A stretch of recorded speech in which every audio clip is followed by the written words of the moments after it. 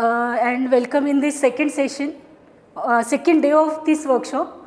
And I'm Archana Maurya, going to present the topic application of differential equations, which is the part of a unit number 2 in the course DIC. So already we have learned or we have discussed so many things related with the application of differential equation. So today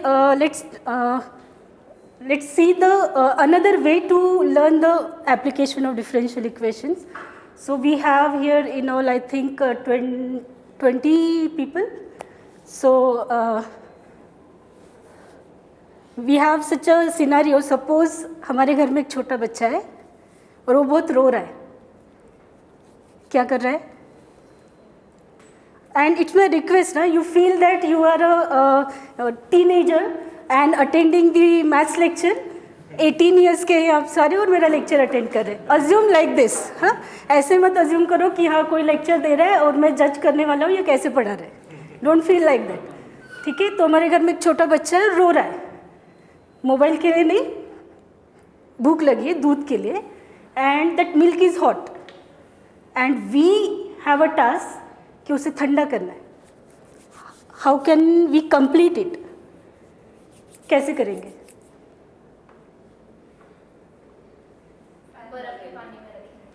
बर्फ के पानी में कैसे रखेंगे? बर्फ होगा या पानी होगा? दोनों में से एक ही होगा. अच्छा, ग्लास को पानी में रखेंगे. Any other way?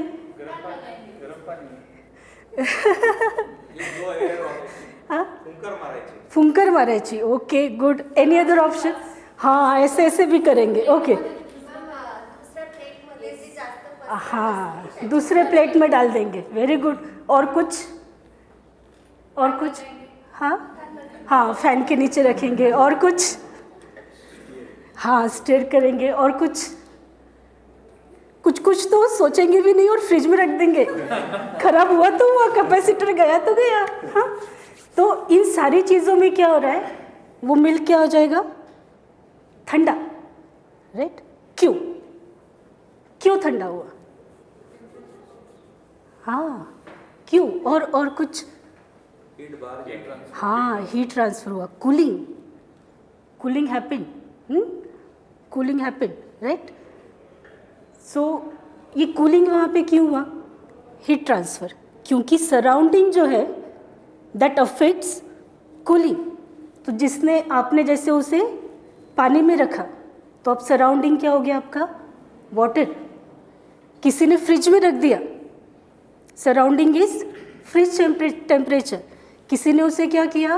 फैन के नीचे रख दिया, सराउंडिंग चेंज्ड.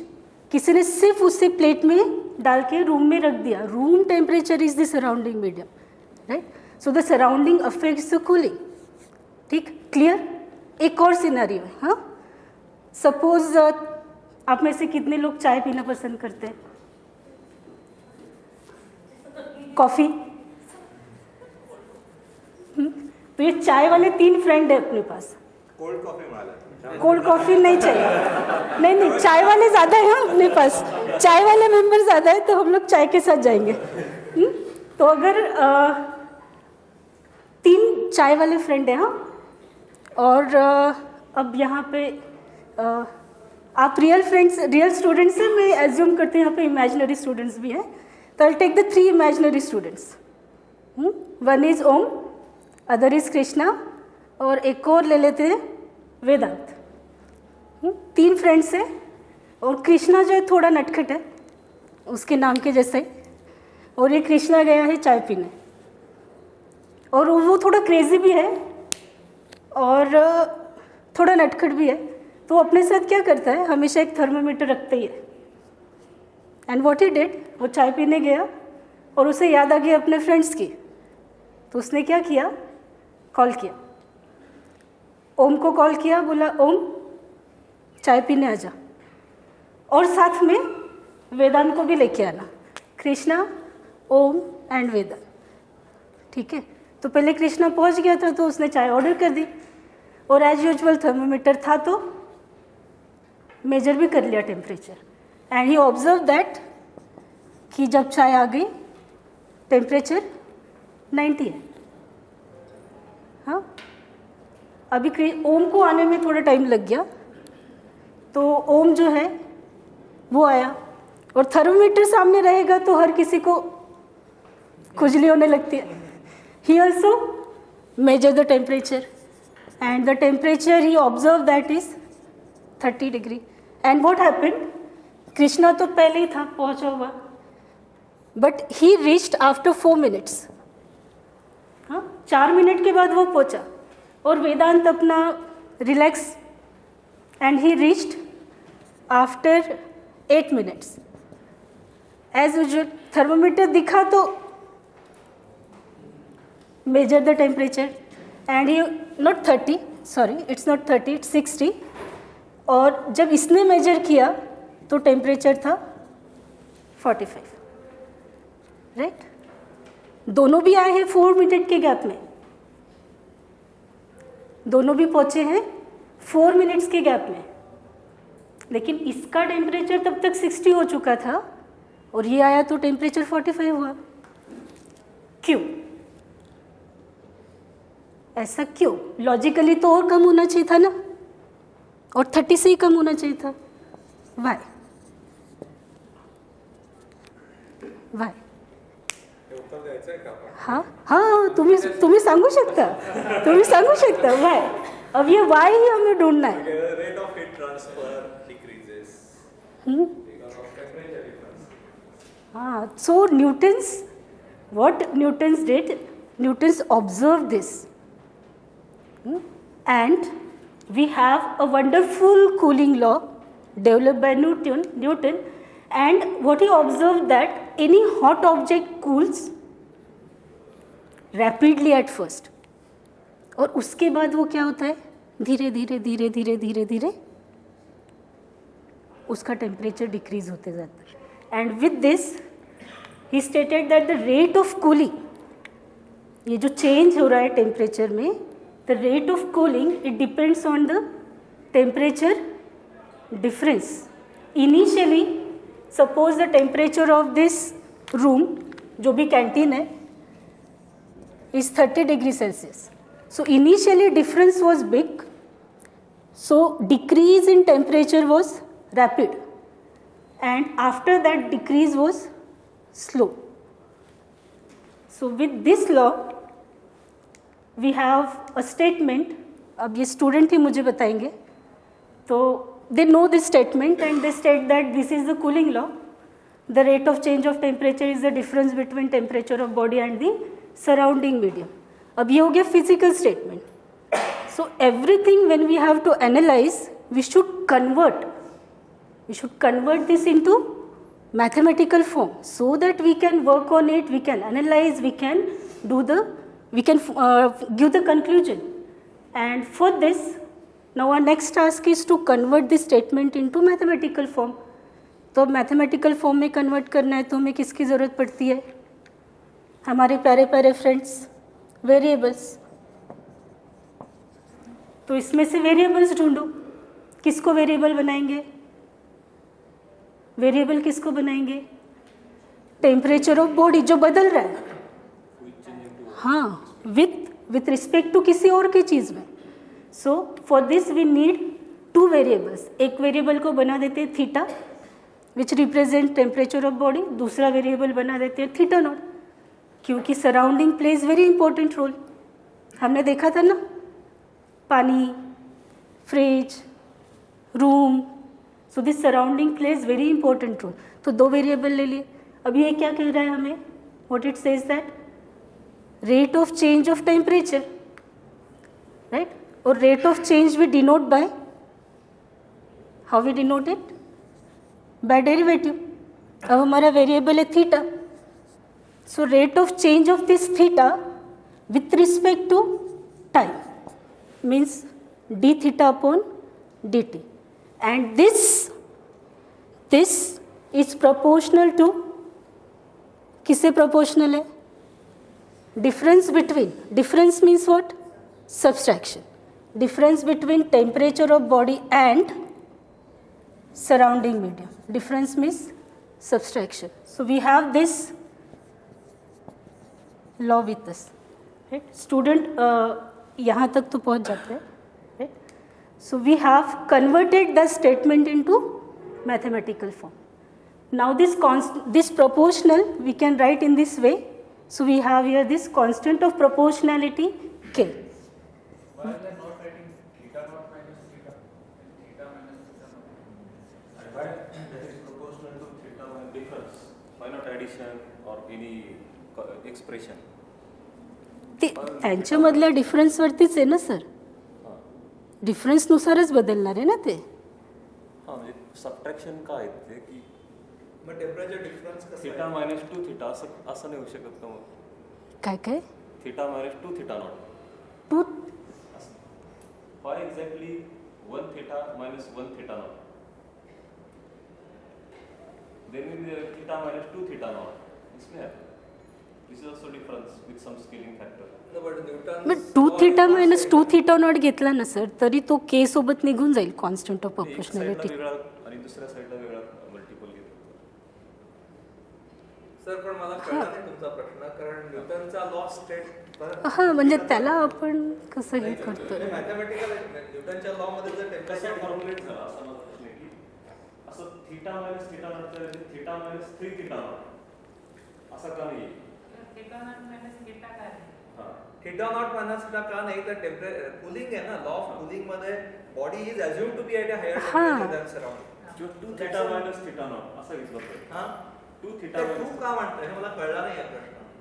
म्हणजे हे जे एक्सप्रेशन आहे ना हे फक्त डिफरन्स आपण इथे घेतलेला आहे ना हां त्याच्या प्रपोर्शनेट मी असं म्हणू शकतो की 3 थिटा मायनस थिटा नॉट असं का नाही आलं हे तर तुम्हाला सांगायचं की काय आर्ग्युमेंट त्याचं इक्विलिब्रियम काय होतं ना सर की student already did this experimentally in 12th standard. ठीक आहे ह्याच्यासोबत एक्सपेरिमेंट झालेला आहे आणि हे जे आहे ना ह्या व्हॅल्यूज ह्या त्यांनी प्लॉटसुद्धा केलेल्या आहेत. त्याच्यामुळे आपण ह्या स्टेटमेंटला नाही बदलू शकत. तिथे त्यांनी डिफरन्स म्हटलं आहे म्हणजे आपण थिटा नॉट थिटा ते चेंजेस केले ना की इथे थोडे थोडे चेंजेस होणार आहेत मग ते वेगळे रिफ्लेक्ट होतील. मला काय सांगायचं लॉ तोच आहे लॉ बदलणार नाही. आणि तुमचा जो 2 थीटा म्हणायचा आहे ना प्रश्न सर मला कन्व्हिन्स करायला लागेल ते कसं त्याला मॉडेल झाला ना हे नाही ह्याचं मॉडेलिंग आहे ना सर ते ऑलरेडी शिकलेले आहेत. ठीक आहे आता फक्त आपण या स्टेटमेंटला सांगतोय डायरेक्टली हे इक्वेशन देण्याच्या ऐवजी आपण त्यांना हे कन्वर्ट सांगतोय की हे आपण ह्या पद्धतीने कन्वर्जन करतोय. हे त्यांनी ऑलरेडी शिकलं आहे हे त्यांनी डिराईव्ह केलं आहे की थिटा मायनस 2 थिटा नॉट का नाही आहे थिटा मायनस थिटा नॉट येतो तिकडे तो त्यांनी 12वीला पूर्ण एक्सपेरिमेंट केलं आहे त्याच्यावरती. ठीक आहे तर आपण मेन ह्याला फोकस्ड आहोत. हां ते मी इथपर्यंतच येते म्हणजे त्याच्यापर्यंत येतच होती पण तोपर्यंत मी अडकली गेली. Okay see we have here this constant of proportionalities. Yes sir. लक्षात ठेवा की there is a term called Occam's razor. ऐकली का कधी term? Occam was a philosopher almost 1000 years back. He has said never complicate the things unnecessarily. Nature follows its own way. Simplicity should be there. If there are complicated options are available, always choose the simplest one. The 2 theta minus theta naught, theta minus 3 theta naught, we are making the things complicated. So remember, this is also very important part, plays in science or technology. Go with the simplistic form first. And since you have got all the plots, etc., it's following that line, etc. So it is. So best thing is stick to the simplest way. Just don't play with the numbers unnecessarily. Equilibrium. Okay, we will reach to the question which ma'am asked. See, when we write here constant of proportionality minus k theta minus theta naught. Now the next question is why we attach this minus sign. Why we attach this minus sign? कुछ answer दे देंगे. So in mathematical terms, if you think in terms of mathematics, we are playing with this proportionality, right? We are dealing with two variables. One variable is theta, other variable is t. One is increasing, other is decreasing. Which one is increasing here? Time. Time increases, temperature decreases. They go in opposite direction. And whenever two variables react in opposite direction, we have here this minus sign mathematically. And conceptually, what is happening here? What does this d theta dt represents here? Rate of change of temperature with respect to time. Right? और ये जो rate of change of temperature है, ये क्या हो रहा है? Decrease. And this minus sign indicates it is decreasing. d theta by dt with minus sign means it is decreasing, right? So this constant of proportionality k, which is greater than 0. Now the next question is, अब law तो पढ़ लिया, समझ में भी आ गया, ठीक है? We can solve this differential equation. When we solve this differential equation, what we get? Unit 1 में क्या किया था हमने? सॉल्यूशन फाइंड किया था ना? सॉल्यूशन फाइंड किया था ना? Every time we solve such a type of complicated differential equation. हाँ, कुछ दिया, सॉल्व किया. Every time we get the solution means what we get the relation between dependent and independent variable y and x. So similarly, when we solve this differential equation, what we'll get there? Relation between temperature and time. Right?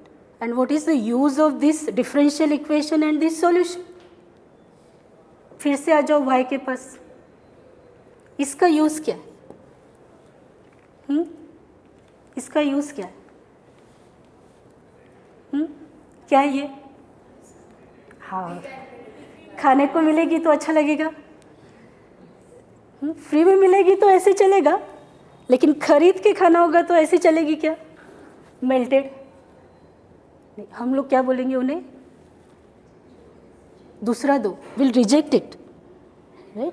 So whenever we have to deal with, if suppose you are a person handling the stock of this ice cream, ठीक है, और ये stock आपको transport करना है एक जगह से दूसरी जगह पे, you have to maintain its quality. अब वो पूरी क्वालिटी आपको देखनी पड़ेगी, कितने दिन ट्रांसपोर्ट होने वाला है, सराउंडिंग टेम्परेचर कितना रहने वाला है, ये टेम्परेचर कैसे डाउन होने वाला है, कितने टाइम में डाउन होने वाला है, कितना टाइम लगेगा इस परफेक्ट पर्टिकुलर टेम्परेचर में आने के लिए. So with the help of this theta end T V can do the various things. Right? Okay, so let's, अब आप लोगों को होमवर्क क्या है? ये तो मैंने एक ही एग्जाम्पल बताया ना. Your homework is to search where we can apply this cooling law. कहाँ कहाँ ये कूलिंग लॉ अप्लाई हो सकता है. टुमारो हर किसी को कुछ न कुछ एक एप्लीकेशन बताना है.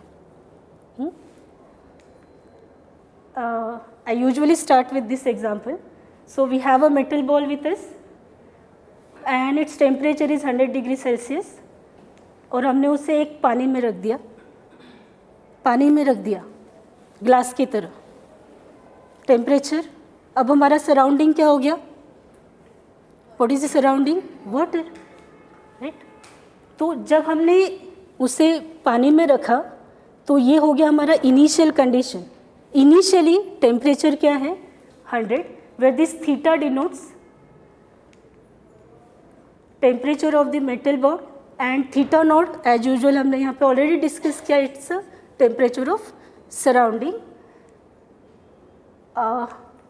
It's temperature goes on decrease, क्योंकि वाटर का टेम्परेचर कितना है? 40. मेटल का हाँ, फक्त नाही हे फक्त सी व्हॉट इज माय कूलिंगसाठी तुम्हाला सराउंडिंग कॉन्स्टंट ठेवायचं असेल ना, हां you have to, in example you take, हे जसं आहे ना सर, हे फक्त खूप कॉन्सेप्ट समजावा हा आपला एम आहे. हो, नाही ते लिमिटेशन्समध्ये आपण डिस्कस करू ना, त्यावेळेस लिमिटेशन्समध्ये सांगता येईल की त्याचं लिमिटेशन पण हे आहे की सराउंडिंग टेम्परेचर आपल्याला मेंटेन करून ठेवायचं आहे, हे त्याचं लिमिटेशन आहेच. मग ते लिमिटेशनच्या वेळेस येईल. पण हे एक्झाम्पल समजण्यासाठी, पहिलं एक्झाम्पल समजण्यासाठी यूजुअली मी थोडंसं जिथे जिथे पॉसिबल असेल डायग्राम टाकायचा प्रयत्न करते, म्हणजे ते थोडं लक्षात राहतं, समजतं. Lake करू शकतो आपण. म्हणजे I'm just saying that की accurate होईल, म्हणजे confusion येणार नाही. कारण इथं येऊ शकतं, पण दोन्ही चेंज होऊ शकतं, होणार आहे ना याच्यात. हो हो हो. म्हणून समजा लार्ज घ्या किंवा लेक दाखवा, म्हणजे I am just suggesting, then it's everything is neutralize. मग एकच बॉडी टेम्परेचर चेंज होईल, बाकी कॉन्स्टंट राहील असं होऊ शकतं. अच्छा. Just think. अजून पण याच्यामध्ये बघायचं याच्यात मला पण काही सजेशन द्यायचं. प्रेझेंटेशन छान आहे, उत्कृष्ट आहे, इनोव्हेटिव्ह आहे, पण मी जे तुम्हाला म्हणत होतो ना की ते नंबर्स जे आहेत ना थिटा मायनस थिटा ना, त्याचं मी जस्टिफिकेशनच्या नंतर देईलच तुम्हाला. बरं. सुरुवातीचं जे आहे ना प्लेटमध्ये घेतलं किंवा मग काहीतरी स्टर केलं, न्यूटन्स लॉ ह्या बाकीच्या गोष्टींसाठी, बाकीच्या गोष्टी कॉन्स्टंट ठेवून साठी लॉ आहे. पर्पज आपला काय आहे, तर ते तुम्हाला आपला पर्पज काय आहे सर? एक्झाम्पल देण्यामागे प्रत्येक वेळेस एक काहीतरी पर्पज असतो. ते सांगा. हे एक्झाम्पल देण्यामागचं माझं पर्पज काय होतं, they should know about surrounding. Yes. कारण काय होतं, खूप वेळेस त्यांना सराउंडिंगच कळत नाही की सराउंडिंग वेगळं वेगळं काय असू शकतं. एक्झाम्पल चांगला आहे, माझं त्याच्यात विरोध नाहीये. फक्त तुम्हाला सांगायला तिथे काय लागेल त्यावेळेस की आता आपण रिस्ट्रिक्ट करू. तुम्ही एक्झाम्पल घ्या, हीट ट्रान्सफरचे ते सांगितलेले एक्झाम्पल फंटास्टिक आहे, त्याच्यात ऑब्जेक्शन नाहीये. पण ज्यावेळेस तुम्ही न्यूटन्स लॉ ऑफ कुलिंगवर स्पेसिफिकली याल, ज्यावेळेस डिपेंडंट व्हेरिएबल एक आणि इंडिपेंडंट व्हेरिएबल एक, तिथं दोनच गोष्टी एकमेकाशी रिलेट होत आहेत. आता सध्या सरफेस एरिया नाही किंवा बाकीचे पॅरामीटर, स्टरीचे पॅरामीटर नाही, तर तिथे मला एवढंच फक्त ॲडिशन करायचं तुमच्या कॉन्ट्रीब्युशनमध्ये की तिथं ज्यावेळेस तुम्ही रिटर्न्स लॉला याल त्यावेळेस तुम्हाला रिस्ट्रिक्ट करायचं की आता आपण सेम टेम्परेचरमध्ये सेम साईजच्या कपमध्ये त्या दोन गोष्टी ठेवतोय आणि मग आता कुलिंग करतो. मग मी इथे एक सेंटेन्स ॲड करून ठेवते, we are maintaining the temperature of water. We are maintaining the temperature of water and flatness करतोय ना, टेम्परेचर कुलिंगला फ्लॅटनेसचा पण एक पॅरामीटर आहे. नाही ते मी एक सेंटेन्स ॲड करून देते, म्हणजे आपलं प्रेझेंटेशन कम्प्लीट होऊन जाईल, पुढे जाता येईल आपल्याला. मी पण एक आता देऊनच टाकू suggestion. Everyone is giving us, I will also give. So if someone asks you what about why don't we take theta naught minus theta? In that case you tell a bedtime reading topic, please go and read Newton's law of heating. Right. Cooling तुम्ही शिकवतात ना, heating Yes, शिकवतात. yes. Heating is for such study and you will get your answer. Yes, perfect मुलांवरती answer ढकलून is द्यायचं it. ते. Correct. So with this, sir तुम्ही suggestion दिले तर फक्त एवढं घेऊन बोला. Gets recorded. On and okay. So with this we have when after 4 minutes temperature reduces to 60 degrees Celsius, and this time we are interested in finding time. We need time to reach the temperature at 50 degrees Celsius, right? So for this, what we need, it's a simple cooling process. It means we have to go with this Newton's law of cooling. So write the equation, then how to proceed after this. We know the value of theta naught, substitute it, right, and solve the equation. आता ही solving process नाही explain करत मी. So when we solve this equation with the two conditions, we have the value of constant A, we have the value of K, and we get the relation between temperature and time, right? And with this relation, now you can play in various ways. You can put any t, you can get the corresponding theta. To get that particular theta, time required you can find, right? So हमारा जो question था कि how much time is required to reach the temperature at 50 degrees Celsius, so you just put theta as 50, simplify, and you will get t. And this you can plot also. To plot this, it's a simple Python code to trace this curve. And when you will trace this curve, see the equation, see this solution curve. So as you can see here, temperature decreases, right? The most important thing is we started with this initial point. Now here we can emphasize the importance of initial condition. We started with this temperature 100 degrees Celsius. So we have this journey of temperature. If you start at 80 degrees Celsius, the path will be different. हम शुरू कहाँ से कर रहे हैं, that will decide rest of the journey, right? And the use of this graph is, now you can find temperature at any time t. Am I right? You can find temperature at any time t, or in a reverse way also. For any temperature, you can find the corresponding time. Right? Here also, this graph, always learn to read the graph. Initially, as you can see here, the slope is, यहाँ पे ज़्यादा है ना rate of change, right? और यहाँ पे कम है. ये तो cooling law हमें बता रहा है. Initially, rate of change is more, and then it is slow. Clear? So, in this way, we can teach the applications with the help of graph. So my basic idea is, सिर्फ solution नहीं होना चाहिए, solution के साथ interpretation होना चाहिए. और जो sir ने सजेस्ट किया था की हमें सॉफ्टवेअर का थोडा टच देना चाहिए. आता आपण कोणी असं प्लॉटिंग करून ग्राफ नाही काढत, आपण सॉफ्टवेअरच यूज करतो. So student will learn also that how to use the softwares. And whenever they are doing projects ना, at that time also they have to plot the graphs. मग ते ग्राफ्स त्यांना रीड करता आले पाहिजे. या सगळ्या गोष्टीतनं मग ते शिकत जातात. तर या सगळ्यांमध्ये यस सर. याच्यामध्ये what you have got is 60 e raised to power something, right? Yes sir. Now e is not a fixed number. Yes. So you are doing approximation. Say e may be 2.718. हाँ. It is never ending, never repeating, etc. So we are committing an approximation here itself. So that is also a point very important from practical point of view. So this must be also brought to their notice. For all practical purpose, 2.718 is enough. Like pi, we take 3.14. Yes.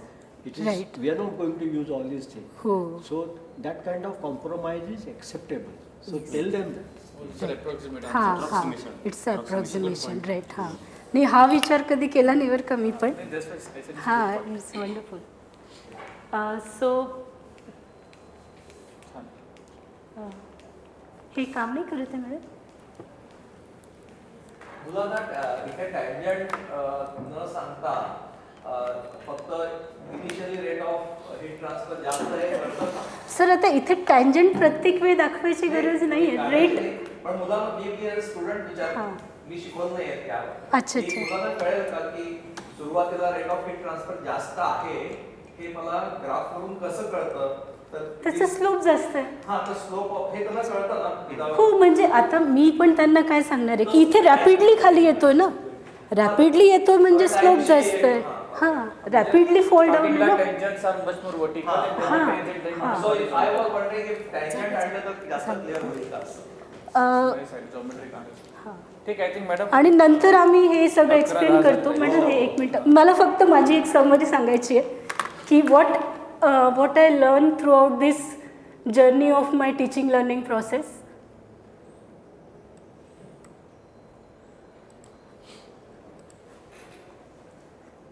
So these few are the points which I'll just highlight it. Whenever we are teaching any subject now, whenever we introduce any concept, first of all we should link it with their previous knowledge. कारण ते त्याच्याशी related काहीतरी आधी शिकलेले असतात आणि मग आपण त्याला थोडं पुढे घेऊन जाऊ शकत असतो. म्हणजे सर जसं म्हणतात ना, असं स्मूथली त्यांना पुढे घेऊन जायचं. मग त्या पद्धतीने आपल्याला नेहमी त्यांचं प्रिव्हियस नॉलेजचं यूज करून त्यांना पुढच्या नॉलेजशी कनेक्ट करायचं. दुसरा पॉईंट म्हणजे जिथे जिथे पॉसिबल असेल ग्राफिकल रिप्रेझेंटेशन आलं पाहिजे, जिथे जिथे पॉसिबल असेल, कारण ते लक्षात लवकर राहतं, समजतं. आणि तिसरा पॉईंट म्हणजे जॉमेट्रिकल इंटरप्रिटेशन जेव्हा जेव्हा पॉसिबल होत असेल, ज्या ज्या कॉन्सेप्टसाठी पॉसिबल असेल, लाईक डायरेक्शनल डेरिव्हेटिव्ह, ग्रॅडियंट और द पार्शियल डिफरन्सिएशन और द डबल इंटिग्रेशन, जिथे जिथे पॉसिबल असेल जॉमेट्रिकल इंटरप्रिटेशन त्यांना एक्सप्लेन करणं गरजेचं आहे. Geometrical slash physical interpretation. हां तर मी काय ऑब्झर्व केलं, हे जॉमेट्रिकल इंटरप्रिटेशन आहे ना, मुलांना इतकं बोरिंग वाटतं की आपण त्याच्यामध्ये 20 मिनटं घालवतो आणि 2 मुलांना पण समजत नाही. हे माझं इनिशियल ऑब्झर्वेशन होतं. सो व्हॉट आय डिड की सगळं डिफरन्सिएशन झालं ना की मग मी त्यांना सांगते की आता आपल्याला ह्या डेरिव्हेटिव्हजने काय मिळालं. When we find d by u upon d by x और d by u upon d by what you get. आता हे तुम्हाला जॉमेट्रिकल इंटरप्रिटेशन उद्या वाचून यायचं, कोणालाही विचारेल, तुम्हाला एक्सप्लेन करता आलं पाहिजे. हा मी त्यांना होमवर्क देते. When they come on next day, मग त्याच्यातले एक 15-20 जणं तरी वाचून येतात. 2-4 जणं असतात जे रेडी असतात एक्सप्लेन करायला. आय आज देम, ते एक्सप्लेन करतात आणि जो एक्सप्लेन करेल ना त्यांच्यासाठी माझ्याकडे चॉकलेट वगैरे काहीतरी असतं, मी त्यांना देते. आणि आता जर मी जॉमेट्रिकल इंटरप्रिटेशन त्यांना सांगितलं ना, ॲटलिस्ट जे 15 वाचून आलेत ना त्यांना ते समजतं. So this practice I follow. Then we can also take the help of these videos simulation दाखवण्यासाठी, Fourier series, linear transformation, eigen values, eigen vectors, सगळ्यांसाठी आपण हे सिम्युलेशन, आपल्याकडे 3 blue 1 brown the best platform for this. So we can use it to demonstrate this simulation. And जसं सरांनी suggest केलं होतं, we can take the help of modern tools. आपण already आम्ही मॅटलॅब यूज करतो काही गोष्टींसाठी ट्युटोरियलमध्ये, पण ग्राफिकली सुद्धा इथे जिथे जिथे पॉसिबल आहे, जसं न्यूमरिकल मेथड्स झालेत किंवा इथे ग्राफ प्लॉट करण्यासाठी we can take the help of modern tools. म्हणजे ह्या गोष्टी मी फॉलो करते and I feel that it connects the student. Thank you sir. एक अजून छोटीशी गोष्ट, मला एक वेळ आहे का आपल्याकडे?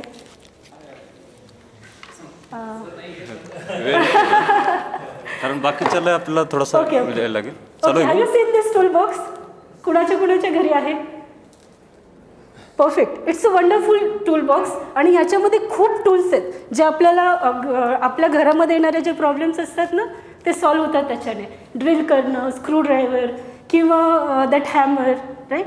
मग छोटे छोटे प्रॉब्लेम्स असतात ते आपण लगेच सॉर्ट करत असतो, ठीक. पण मला माहितीच नसेल कोणतं टूल कसं वापरायचं, मला स्क्रू टाईट करायचं आहे आणि मी स्पॅनर घेऊन काम करत असेल, माझा टास्क पूर्ण होईल का? नाही होणार, राईट. आणि मला जर खिळा काढायचा असेल आणि मी ते ह्याला हॅमर करत असेल, माझा टास्क पूर्ण होईल का? नाही होणार. मग माझं कन्क्लुजन काय? This tool box is useless. असंच काहीतरी आपलं मॅथ्ससोबत होत असतं. Mathematics is a magic box ज्याच्यामध्ये खूप टूल्स आहेत. Various statistical tools, correlation, regression, various test, transformations, then we have eigen values, eigen vectors, various tools are with us. पण जर मुलांना माहितीच नसेल कोणतं टूल कधी वापरायचं अँड देन हाऊ, वाय आणि हाऊच त्यांचं क्लिअर नसेल, तर मग ते काय म्हणणार? Mathematics is not useful. मग आपल्याला मुलांना 2 महत्त्वाच्या गोष्टी शिकवायच्या आहेत. Why to use tool, when to use tool and how to use tool. ठीक है? So this is the conclusion.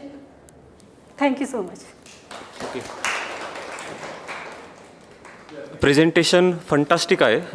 Comments करतो मी फक्त आता. आयडियाज पण मॅडमकडे इथे भरपूर इंटरेस्टिंग आयडियाज मॅडमने इथे पुटअप केलेल्या आहेत. आणि माझं म्हणजे बाकी कलिग्सला सजेशन असेल की मॅडमबरोबर तुम्ही इंटरॅक्शन केलं तर तुम्हाला नक्कीच चांगल्या आयडियाज मिळतील अशा प्रेझेंटेशनच्या. अजून काही गोष्टी ॲड करायचं जे म्हणत होतं ना मी, ते कसं बऱ्याच वेळेस मुलं हे त्यांना आता जसं सर म्हणाले की सिम्प्लिसिटी ही इम्पॉर्टंट आहे निसर्गाची.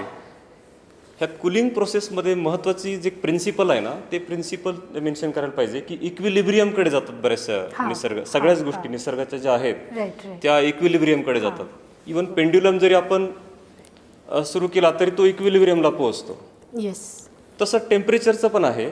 टेम्परेचर इक्विलिब्रियमला जातं. बॉडी टेम्परेचर आणि रूम टेम्परेचर हे इक्विलिब्रियमला जाण्याच्या दिशेने चाललेलं असतं. मग जर आपण इथे जर मल्टिपल घेतला इथे 2 थीटा मायनस थीटा नॉट, तर थीटाची आणि थीटा नॉटच्या सेम व्हॅल्यूला ते 0 होणार नाही आहे, इक्विलिब्रियमला जाणार नाही आहे, म्हणून तिथे 2 हा फॅक्टर चालणार नाही आहे. म्हणजे precisely theta minus theta naught यांचे जे कोइफिशियंट्स आहेत ते तुम्हाला इक्वल लागत आहेत. ही मेन प्रिन्सिपल इथे आहे. ऑड असून चालेल का, तो डिफरन्स 0 होणार नाही. इक्विलिब्रियमकडे जाते निसर्ग. म्हणजे तुम्हाला थीटाची आणि थीटा नॉटची व्हॅल्यू एका सर्टन स्टेजला, एका सर्टन टाईमला त्या दोन्ही इक्वल व्हायला पाहिजेत, म्हणून तुम्हाला तिथे कोइफिशियंट दुसरा कोणताही चालणार नाही आहे. मेन प्रिन्सिपल इक्विलिब्रियम, ते तिथे एक थोडं तुम्ही ते एक्सप्लेन केलं तर मग मुलांना अजून थोडंसं अपिलिंग वाटेल की हे डिफरन्शियल इक्वेशन बनलं कसं. Rate of change proportional to precisely theta minus equilibrium आपण ग्राफने पण दाखवू शकतो की ॲट सर्टन स्टेज तो 40च्या तिथपर्यंत त्याच्या खाली नाही जाणार आहे, तो तिथपर्यंत. ग्राफने तुम्ही नंतर स्टोरी करू शकता, पण मेन स्टोरी जी आहे इक्विलिब्रियमकडे टेम्परेचर चाललेलं आहे. तुमचं बॉडी टेम्परेचर आणि रूम टेम्परेचरला मॅच व्हायचं एका ठिकाणी. मग मॅच होण्यासाठी थीटा आणि थीटा नॉटच्या सेम व्हॅल्यूज येतील, म्हणजेच त्यांचा डिफरन्स 0 होण्यासाठी ते चाललेलं आहे. तुम्ही जर तिकडे coefficient 2 theta minus theta naught घेतला तर तो थीटा आणि थीटा नॉटच्या सेम व्हॅल्यूला ते मॅच होणार नाही, इक्वल होणार नाही त्या केसमध्ये. ते प्रिन्सिपल तुम्ही एक ॲड केलं तर अजून फंटास्टिक होईल. Nice presentation, thank you, nice ideas, thank you sir. Good. हे इव्हॅल्युएशन नाही आहे, परत एकदा मी सांगतोय. ज्या आयडियाज आहेत त्या आपण शेअर करतोय, किंवा कुठं गॅप वाटत असेल तर तो आपण फिलअप करायचा प्रयत्न करतोय. हा याच्या मागचा उद्देश आहे खरं तर.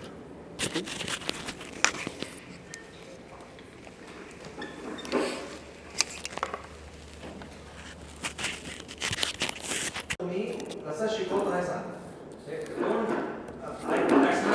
हो हो हो. Don't demonstrate the teaching, but just tell how.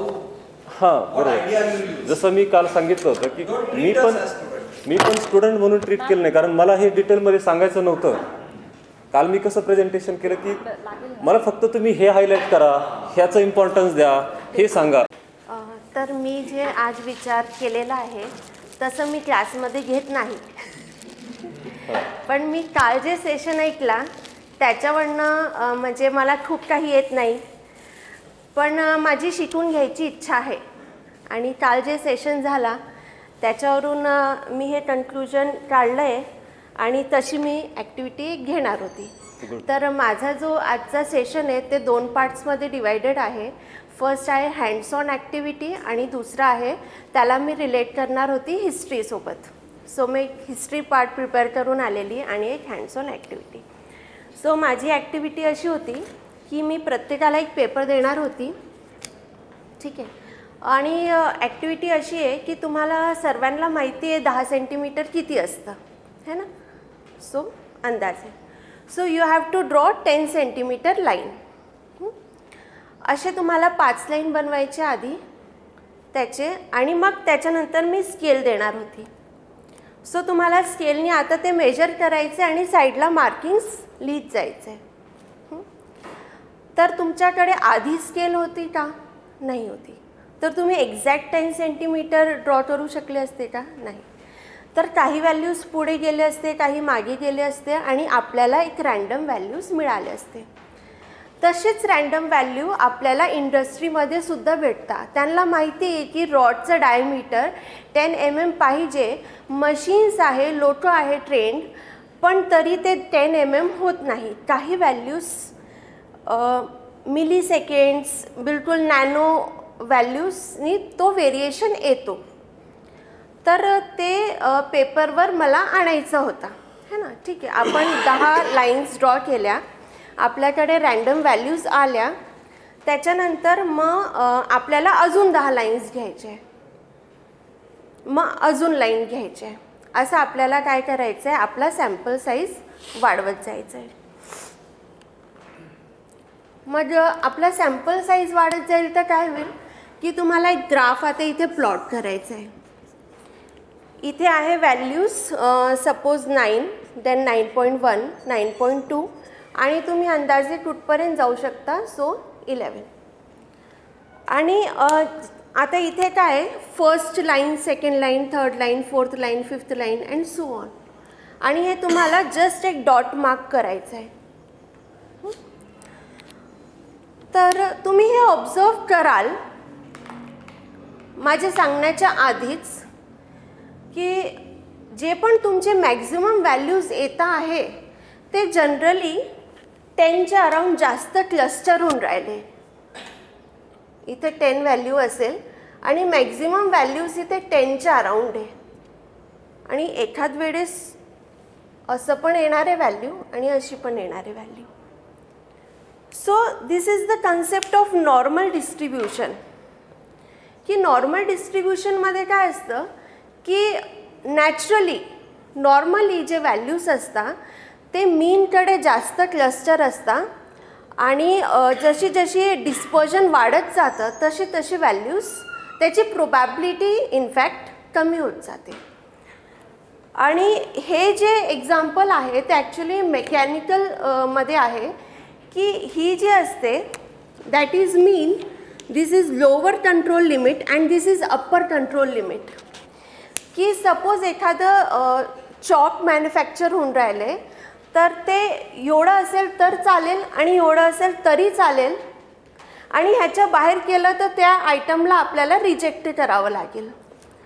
आणि हा जो ग्राफ आहे तो ॲक्च्युली असा बनणार आहे आणि जेव्हा आपण त्याला प्रोबॅबिलिस्टिक मॉडेलमध्ये कन्वर्ट करू त्याला आता आपल्याला काय करायचं आहे, इथे एक्स प्लॉट करायचे आणि इथे मग तुमची लाईन प्रोबॅबिलिटी येईल आणि तो ग्राफ मग असा दिसेल. So this is the concept of normal distribution. आणि हे जे मीन येणार आहे तुमचं मीन वेगळं असेल, प्रत्येकाचा डेटा वेगळा असेल, बरोबर हो ना. हां.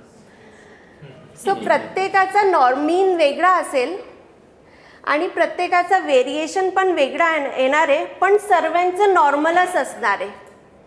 सर्व वेगळे असणार आहे तरी त्यांचं नॉर्मल वेगवेगळं आहे पण सर्वांचं नॉर्मल आहे. आणि हे हळूहळू जेव्हा मी पुढे क्लासमध्ये कॅल्क्युलेशन करायला लावणार आहे मुलांना तेव्हा मी त्यांना मीन काढायला लावणार आहे सिग्मा. आणि देन दे विल अंडरस्टँड की म्यूवर प्रोबॅबिलिटी सर्वात जास्त आहे. म्यू मायनस सिग्मा आणि म्यू प्लस सिग्मामध्ये 68% डेटा कवर होऊन जातो. -2 सिग्मा आणि +2 सिग्मामध्ये 95% डेटा कवर होतो. -3 सिग्मा आणि +3 सिग्मामध्ये 99.73% डेटा कवर होतो. आणि सपोज आपण 6 सिग्मा लिमिट्स घेतले तर 99.9% डेटा कवर होतो. आणि हा 6 सिग्मा कन्सेप्ट जे आहे तो खूप जास्त प्रचलित आहे इंडस्ट्रीमध्ये. आणि ही जो टेक्नॉलॉजी आहे ती आपण जापानकडनं घेतलेली आहे. की आपल्याला काय करायचं आहे, आपण काय म्हणतो आहे की सपोज माझा एखादा आयटम त्याचं मेजरमेंट ह्याच्या बाहेर आलं तर आपण रिजेक्ट करणार आहे. सो माय ऑब्जेक्टिव्ह इज की रिजेक्शन कमी झालं पाहिजे. तर असं नाही की मला आता कंट्रोल लिमिट्स वाढवून द्यायचे, असं नाही करायचं. त्याच्यासाठी आपण ब्रेनस्टॉर्मिंग करू, कॉज अँड इफेक्ट डायग्राम बनवू, त्याच्यानंतर आपण परेटो डिस्ट्रीब्युशन अप्लाय करू, त्याच्यावर आपल्याला वर्कआउट करायचं आहे सो दॅट आपले व्हॅल्यूज कमीत कमी रिजेक्ट झाले पाहिजे. सो हा एम्पिरिकल रूल होता जे मी सांगितला 68% आणि 95 अँड 99.7. तो मी सांगणार नाही आहे, तो मुलांकडनं मी डिराईव्ह करून घेणार आहे. आणि त्याच्या मागे हिस्ट्री अशी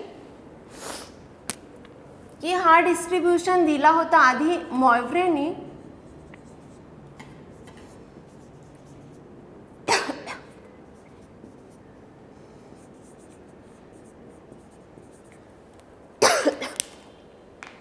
सॉरी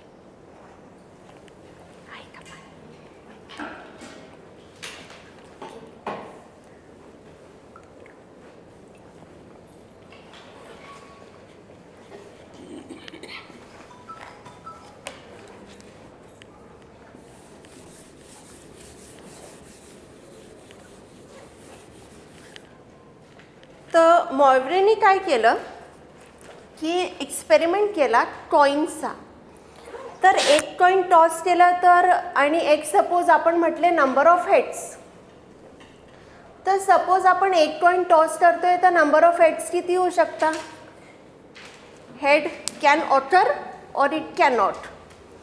सो 0ची प्रोबॅबिलिटी किती असेल? 1/2 आणि 1ची प्रोबॅबिलिटी पण 1/2. आणि सपोज तोच कॉईन 2 वेळा टॉस केला, so what will happen? Head can other 2 times or it can occur 1 time or it cannot occur. So the probability will be 1/4, 2/4 or 1/4. काल हे एक्झाम्पल आपल्या सेशनमध्ये झालं. आणि 3 वेळा टॉस केला तर काय होणार आहे? असा डेटा येईल 1/8, 3/8, 3/8, 1/8. 4 वेळा टॉस केला तर काय होणार आहे? 1/16, 5/16, 5/16, 10/16, 5/16 and 1/16 असं काहीतरी होतं. 1 4 6 4 6 1 4 6 4 1 असं होतंय.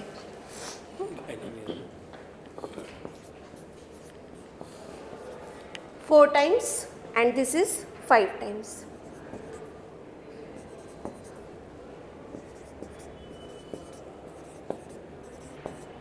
आणि हे बाय 16. सो त्यांनी काय ऑब्झर्व केलं की इनिशियली जेव्हा मी एक कॉईन टॉस केला तेव्हा बार आला, जेव्हा आपण ह्याला ग्राफिकली प्लॉट करू.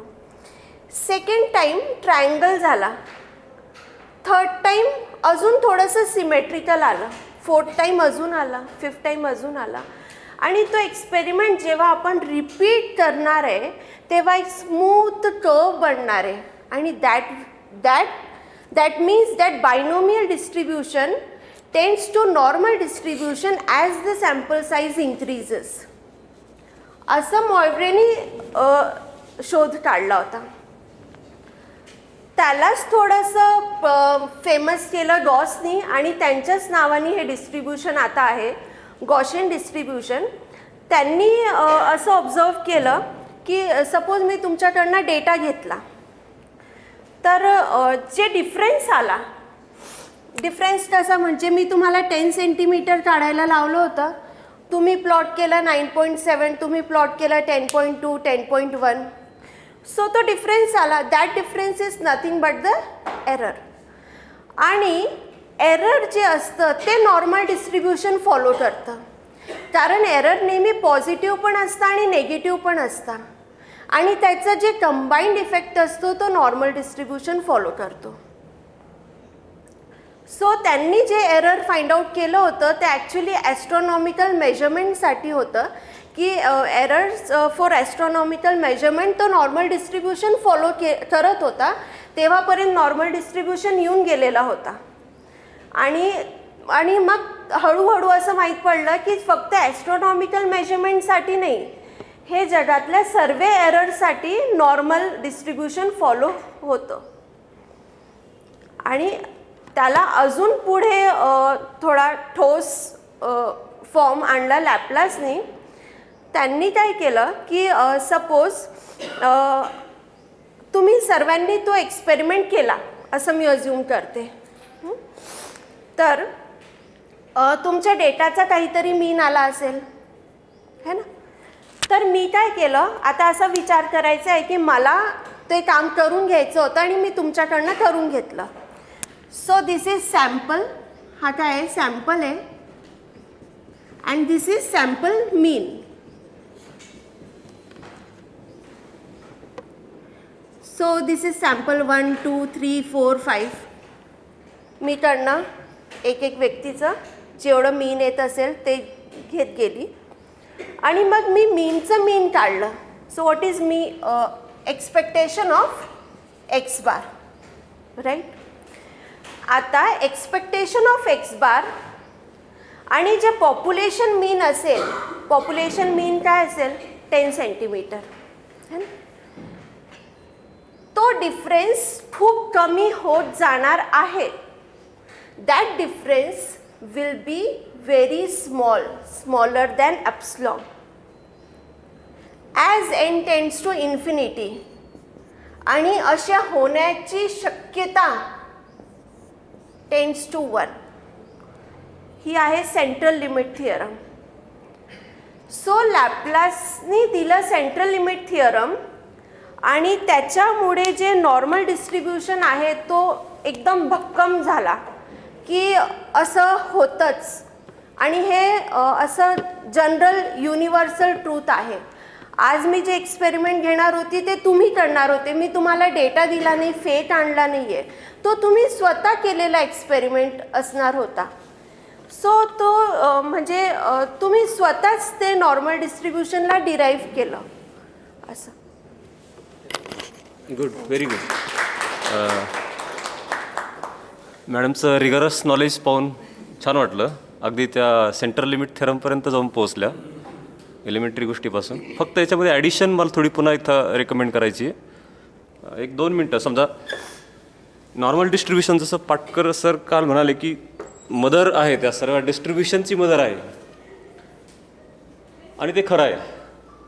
तर नॉर्मल डिस्ट्रीब्युशन सुरू करताना ना असं मला वाटतं की फार आकडेवारी, बेरजावजाबाक्या, गुणाकार भागाकार असं फार न डिटेल देता साध्या भाषेत नॉर्मल डिस्ट्रीब्युशनचं एखादं एक्झाम्पल तुम्ही इथे प्रोड्यूस करू शकता. जसं मी काल डिस्कस केलं होतं पहा, की एखादा इव्हेंट आहे तुमचा, संध्याकाळी 7 वाजता तो इव्हेंट आहे असं आपण जर ठरवलं, आणि जर आपण ऑब्झर्वेशन घ्यायला केली सुरुवात की माणसं कोणत्या वेळेला किती येत आहेत असं, तर 5 वाजता कमी माणसं येतील, थोडे 5:30ला थोडे जास्त वाढतील पहा माणसं, 6ला थोडे अजून जास्त वाढतील, 6:45ला अजून थोडे जास्त वाढतील, 7ला कार्यक्रम आहे म्हणजे 7ला संख्या जास्त असेल, काहींना थोडा उशीर होईल, पुन्हा 6:15ला कमी माणसं येतील, 7:30ला अजून थोडे कमी येतील. हे जे फॉलो होतं ना ते नॉर्मल डिस्ट्रीब्युशनमध्ये फॉलो होतं आहे. ही एक गोष्ट तुम्ही 2 मिनटामध्ये सांगू शकता त्यांना, म्हणजे त्यांची क्युरिओसिटी तुम्ही तयार करू शकता, आणि हे रिअलिस्टिक सिच्युएशनला नॉर्मली कसं बिहेव होतं याचं कनेक्शन, इंटरप्रिटेशन त्यांना मिळू शकतं. दुसरा भाग आता माझा सजेशनचा असा आहे की नॉर्मल डिस्ट्रीब्युशनचं जर तुम्हाला एक्झाम्पल द्यायचं असेल तर एखादं मॉडेल म्हणून तुम्ही जर समोर मांडलं, नॅचरल, जसं की गाल्टन बोर्ड माहिती आहे का कोणाला? हां, तर ते जर बोर्ड मांडला तुम्ही समोर, आणि जर त्यांना विचारलं की आता आपल्याकडं हा गाल्टन, माहिती आहे ना गाल्टन बोर्ड, तर कसं एक्सप्लेन करू, चित्र काढून देतो किंवा तुम्ही नंतर पाहू शकता. प्रोबॅबिलिस्टिक आहे तो, म्हणजे तुमच्याकडे असं आहे की ते समजा एक खेळ आहे असं समजा, त्याच्यानंतर इथे 2 आहेत, नंतर इथे आहे, इथे आहे, इथे आहे, नंतर इथे, इथे, इथे आणि इथे आहे.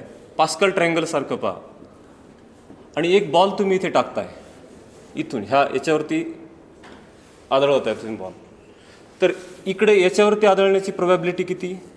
हाफ, आणि इकडे जाण्याची प्रोबॅबिलिटी हाफ आहे, बरोबर.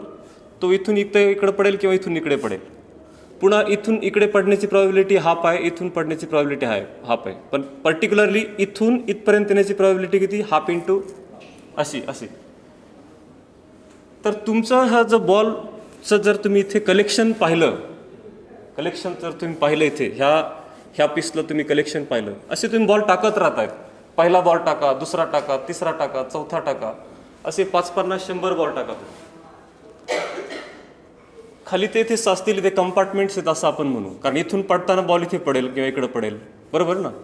याचं इथे एक कंपार्टमेंट असेल, एक कंपार्टमेंट, इथे एक कंपार्टमेंट, असे कंपार्टमेंट्स असतील. तुम्ही हा प्रयोग मॉडेल बनवू शकता तुमच्या मॅथमॅटिक्सच्या लॅबमध्ये. हां, ॲक्च्युअल मॉडेल बनवू शकता, फार अवघड नाही आहे, आणि तुम्ही प्रयोग पण करू शकता. तर इथे आणि दाखवा, त्याला डेमॉन्स्ट्रेट करा. मी हा शिकवायचा भाग नाही, हा फक्त काय करायला पाहिजे एवढं सांगतोय. तर तुम्हाला ते डिस्ट्रीब्युशन त्यांना अगोदर अपेक्षा करायची की जास्त संख्या कुठं असेल, इथं पडण्याची प्रोबॅबिलिटी किती असेल, किती बॉल इकडे पडतील ह्या साईडला. तर इथे तुम्हाला आहे ना त्याचं डिस्ट्रीब्युशन असं झालेलं दिसेल पहा. नॉर्मली तुम्हाला तिथे इथं सगळ्यात जास्त बॉल कलेक्ट झालेले दिसतील, इकडे कमी दिसतील, इकडे कमी दिसतील, इकडे कमी दिसतील. हे नॉर्मली कसं बिहेव होतं याचं एक इसेन्स त्यांना येऊ शकतो मुलांना. जसं एक मी एक्झाम्पल इव्हेंटचं सांगितलं, आणि माणसं येण्याचं डिस्ट्रीब्युशन, आणि निसर्गतः बॉल पडण्याचं जे काय डिस्ट्रीब्युशन दिसतंय ते पण किती नॉर्मल डिस्ट्रीब्युशन फॉलो करतंय हे तुम्हाला इथे रिअलाईज होऊ शकतं, मुलांना रिअलाईज होऊ शकतं. आणि मग तुम्ही प्रॅक्टिकली त्या डेटा, आता तुम्ही जे सांगितलं ना, मग इथे तुम्ही येऊ शकता. मग मुलं थोडंसं टेक्निकॅलिटीमध्ये आले ना. इथं जसं तुम्ही अगोदरचा इव्हेंटचा कार्यक्रम थोडासा लेमॅनचा होता, नंतर मॉडेल थोडंसं सायंटिफिक वेने आलं, प्रोबॅबिलिस्टिक, आणि नंतर मग तुम्ही ॲक्च्युअल आकड्यांवरती येऊ शकता. तोपर्यंत मुलं व्यवस्थित सेटल झालेले असतात त्या नॉर्मल डिस्ट्रीब्युशनला, आणि मग ते एन्जॉय करतील नॉर्मल डिस्ट्रीब्युशन शिकणं, असं मला वाटतं. म्हणजे असं वेगळं असू शकतो आस्पेक्ट, पण हा एक अप्रोच तुम्ही अवलंबू शकता. Very good. Thank you. I have two suggestions. Everything is nice, not about this. The activity तुम्ही जे सांगितली, it's a good activity and I think everyone can do this. The only thing is we all know that practically it's not possible to spend that much amount of time in the class. ठीक आहे, आपल्याला भरपूर syllabus cover करायचा असतो. Do you use Google Classroom और Moodle और something like that? काय आहे का तुमच्याकडे LMS? आहे ना. So one day before the class that's what I think, because माझं कधी सिलेबस म्हणजे it goes till the last. Okay ना, शेवटी मग आपण we teach very fast. Okay, that's happen. So obviously you cannot afford to spend this much amount of time. So what you can do is on your LMS you can just put this an activity. Tomorrow when you come for the class, on a sheet of paper draw 20 lines on your own. Step 1, step 2, do the measurement with the scale and write down the errors. एवढं तुम्ही करून या. याच्यात दोन फायदे होतील. You will save your time. Secondly, students only know half of the story, so there will be excitement. Oh, teacher she is going to teach something new or interesting, and your attendance will increase. आणि जे absent राहणार होते ते पण बहुतेक येतील. ठीक आहे. So that's one thing. And then once they have all the 20 observations, now you have saved your 20 minutes. Now you have the 20 observations, then you can see 20 observe, you can find the probability. कोणाचं 1/20 असेल, कोणाचं 3/20 असेल, and then you plot immediately. In 5 minutes you are almost touching the normal distribution. ठीक आहे. So that's you can save your time. I mean, the attendance also increases and everything good happens. One suggestion. Second thing is this error wala example is very good example. Why is a good example? Because when we teach regression or time series, white noise and all those things, everywhere we assume that the noise follows normal distribution. And I know that I have seen many times students don't know why. They say, sir, we assume that it follows normal. Why do we assume that it's normal? Because if whenever you find the errors that y is equal to beta b0 plus b1x plus epsilon t, where epsilon t follows normal n01 or n mu sigma square. In every textbook that I have seen, everywhere is written that where epsilon t follows normal distribution. Assume that. Why error? This is a very nice example of that skill. So even the computer people who are teaching, no, मी बघितले sir, कारण की ना even computerचे people they say ki you assume that error follows normal. Why? That's very obvious. That's very normal, and that's why the name normal also. So even the regression when you teach, no, you can. This is the reason that why we assume that epsilon t follows normal, because it's very obvious that error will always follow normal. And here to be example घेतला ना, they will also feel that example. Okay, so and this for true for any activity. Okay, whatever activity you are planning, no, use that LMS. And you put half of the story so that students will be, acha, something new is going to happen. So students will come. So yeah, these two things I want to say. याच्यात एक अजून यांनी जे सांगितलं ना उदाहरण, आता samples दाखवले त्यांचे मीन दाखवले. बरोबर. So the sampling means are also following normal distribution. If the हे अजून एक एक्सटेन्शन आहे याचं, आणि त्याच्यामुळे खूप पुढे फायदा होतो आपल्याला. हायपोथेसिस टेस्टिंगमध्ये त्याचा फार महत्त्वाचा भाग आहे की sample means are also following the normal distribution if the samples are drawn from normal distribution. असं आहे. And if the sample, if the population is not normal distributed, but if you take a good amount of sample size, Then also approximately. So there is the beauty of central limit theorem. You don't know what is the distribution for x, Yes. but if you take the large sample, definitely is going to follow normal. So this is a very beautiful thing. हो. म्हणजे त्याच्या बाबतीत असंच म्हणता येईल की if you don't know the distribution then it is normal to assume that it is normal. याच्याने काही फार तोटा होत नाही असं केलं असं म्हणतं. That's the beautiful thing about central limit theorem. जर तुम्ही सेंट्रल लिमिट थेरम घेत असाल तर त्याच्याबरोबरच लॉ ऑफ लार्ज नंबर्स पण कंबाईन करा. नाही सर, सेंट्रल लिमिट थिअरम असं सिलेबसमध्ये नाही आहे. नाही पण तुम्ही टच केलं आहे ना. भाग आहे. हा नाही बरोबर, पण तेव्हा तुम्ही लॉ ऑफ लार्ज नंबर पण सांगितला ना, तर मग हे जे दुसरे प्रश्न पण ऑटोमॅटिकली तुम्हाला डील करता येतील. चालेल सर. आणि तो weak law of large numbers ना. तेच म्हणून म्हटलं. हां स्ट्रॉंग. आणि तुम्ही ही तिन्ही माणसांची नावं दिली, that is very good, that is what I said. फक्त तेवढं कॉम्प्लिकेटेड इक्वेशन कोणी काढलं? नॉर्मल डिस्ट्रीब्युशन जर मी खाल पाहिलं ना, 1/2 वगैरे वगैरे वगैरे, हे गॉसनी काढलं की लाप्लासनी काढलं, हे मुलांना शोधायला सांगा. हो. आणि मला पण माहित होतं Laplace was the one who proved central limit theorem. मला माहित होतं.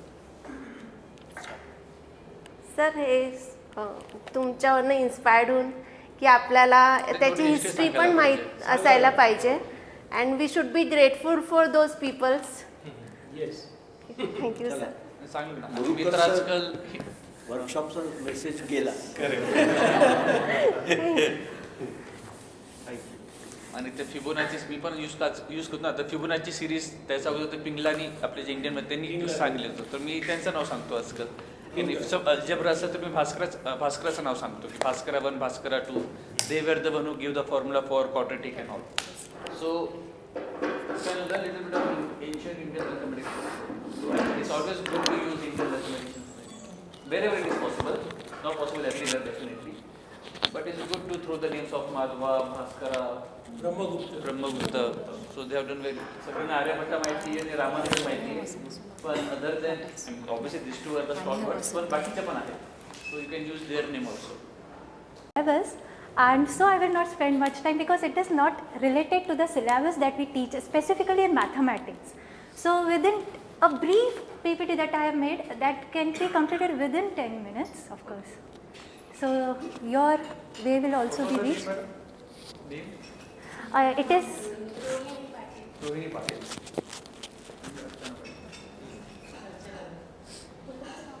एक मिनिट. अर्चना मॅडमचं रोहिणी मॅडमचं. हे माझं तुमचं लावलं ना. Just a minute speak. Professor Manisha Khatri from Applied Mathematics Department. So the topic that I chose to present an overview and simultaneously give you a simple type of teaching that I basically follow, but I confess that I put up those points also that all the three eminent educators yesterday taught us. These points also I followed, and then I made an overview of this. The topic I chose is again by respected Patkar sir, as he suggested yesterday, and that is my specialization and interest in that specifically. The point I liked is this, the golden ratio. So here is it. Brief it is, within 10 minutes it will be done.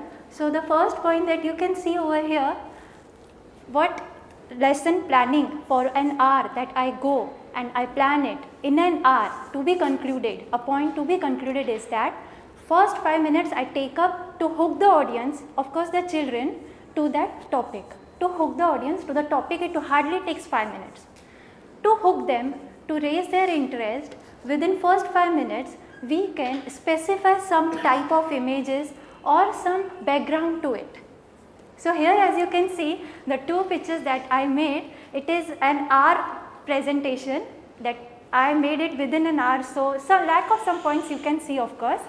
So under this first point, to hook up the audience, I have kept two images. I wanted to keep one more, that is of the rose facing lateral. So here the two things that you can see, and something in common in them is that one is the beautiful art which can merge architecture too and technology that we are raising the children up to, BTech. So it is a beautiful art under architecture, and next is the natural beauty. Third thing is about the rose that I was not able to put due to lack of time, is that the nature's beauty. In all these three things, what component urged us to our eye to make it such a pleasing image? Why all these three images look pleasing to us? So students can think upon it. For 2 minutes they can think. Is there some mathematical parameter, some measurement, some math associated? Any parameter, any measurement associated. For 2 minutes, we can ask them to think over it. Just to think.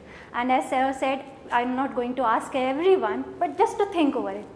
And next, when I put it forth, I put this image. Yes, there are some measurements.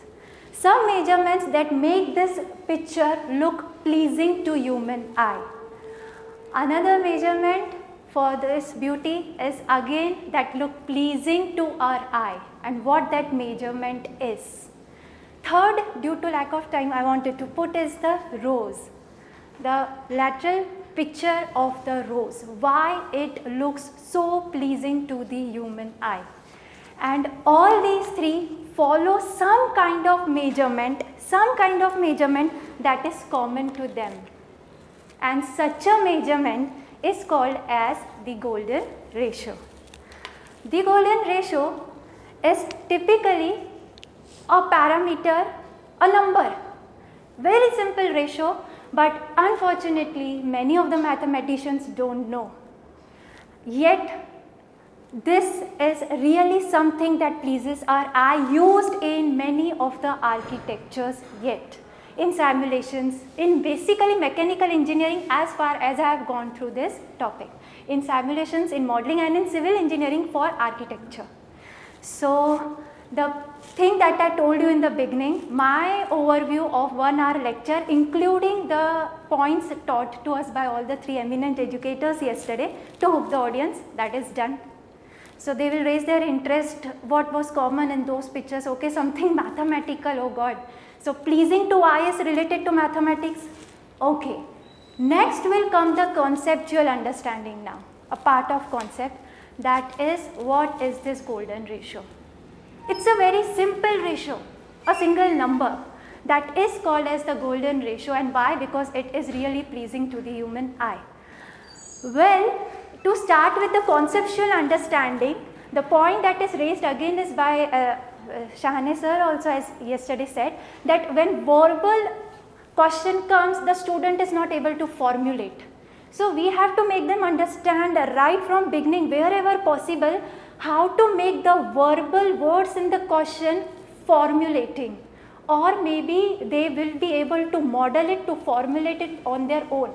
What I basically do is, whenever I start the topic, I give the definition in verbal form. Ask them to follow my words and formulate it on your own. And hands-on exercise can be just. So a golden ratio is a simple ratio for any two quantities A and B. I say in words and the students start writing. They just make the formula on their own. It is not possible in all the topics, I know, but in some topics they really do well and formulate the formula on their own, following my words. So verbal to formulation, done. The two quantities are said to be in the golden ratio if their ratio equals. So they are able to formulate here. Equals the larger to the smaller equals the sum of both the quantities. So sum of both the quantities, what they will do is sum A plus B to the larger quantity. Ratio of sum of both the quantities to the larger quantity. What quantity they will put? A. Verbal to formulation. Not necessary it is applicable to all the topics, but in many topics I follow this. So verbal to formulation, done. Slowly, then we can go to derive, to solve this formula to get a very beautiful ratio called as the golden ratio. For lack of time, I will not include all these things, but yes, this parameter will slowly turn to forming a quadratic equation having two roots, out of which one root is positive and the other one is negative. But as this quadratic equation involves positive terms, so of course I will ask them, can I choose the negative answer to this to find the value of A and B? Not, because both the things are positive.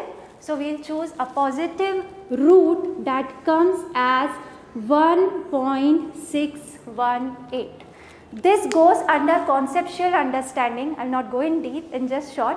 A conceptual understanding done, then we can raise to examples on applications on engineering and technology, because we are dealing with BTech students to be precise.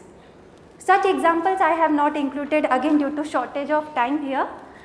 So such examples that are formulated in the same way as we used to learn in older majors, but these includes those words that are directly related to the student subjects that they learn.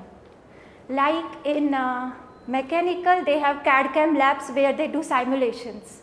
So now the simulations are done by the computer itself. But there also they have to form some ratios to make that thing pleasing to the eye. In civil, they have to of course build some infrastructure and architecture.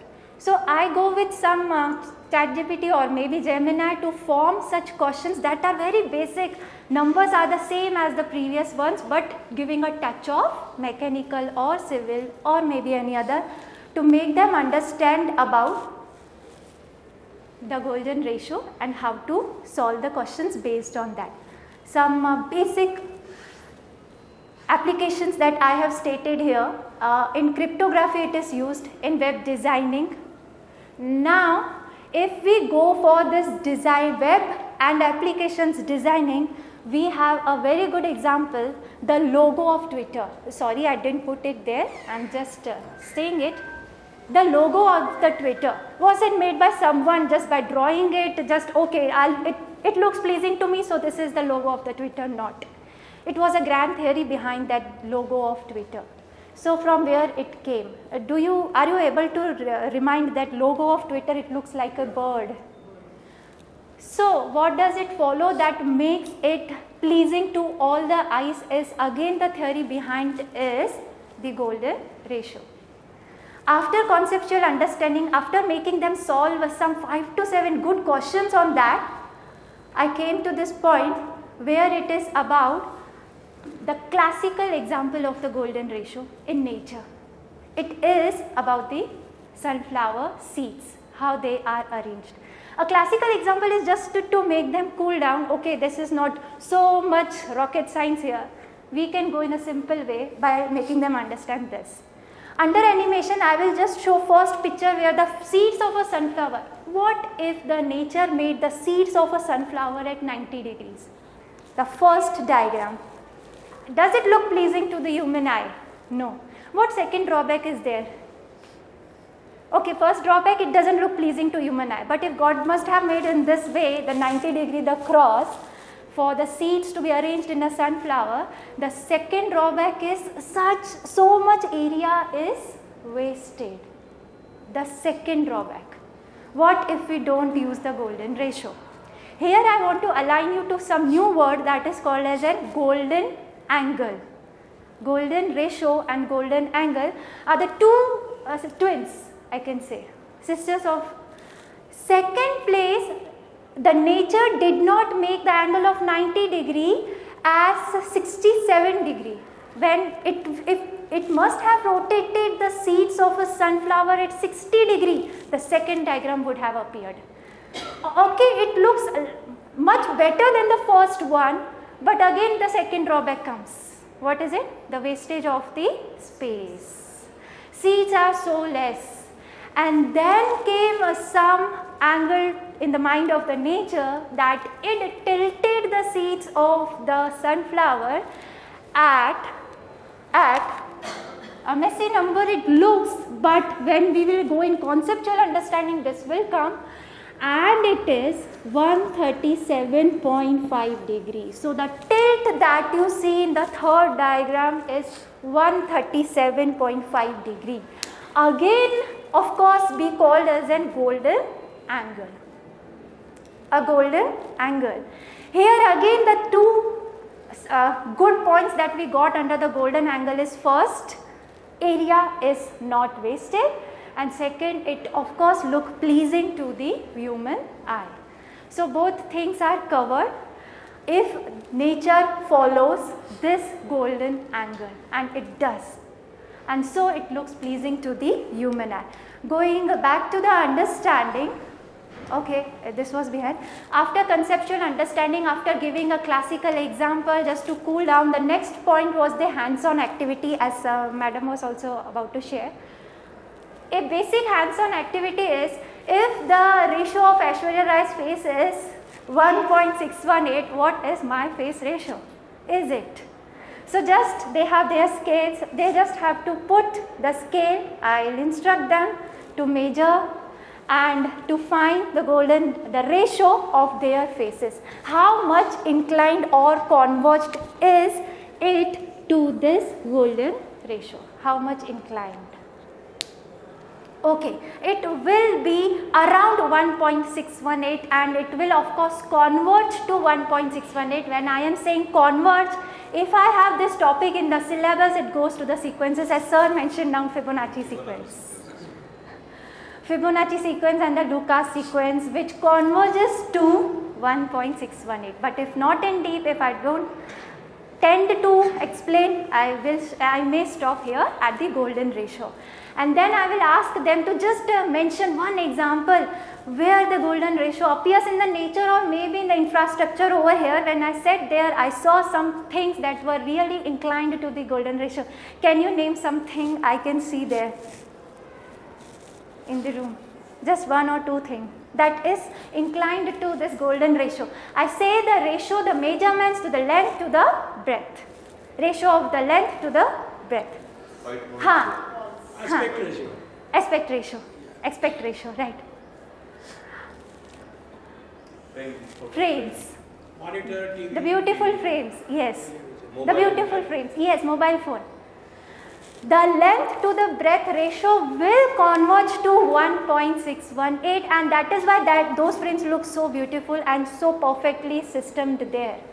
They are not made by someone, okay, I will take the length of the frame here, this, and the breadth, this. Will it look pleasing to your eye? No.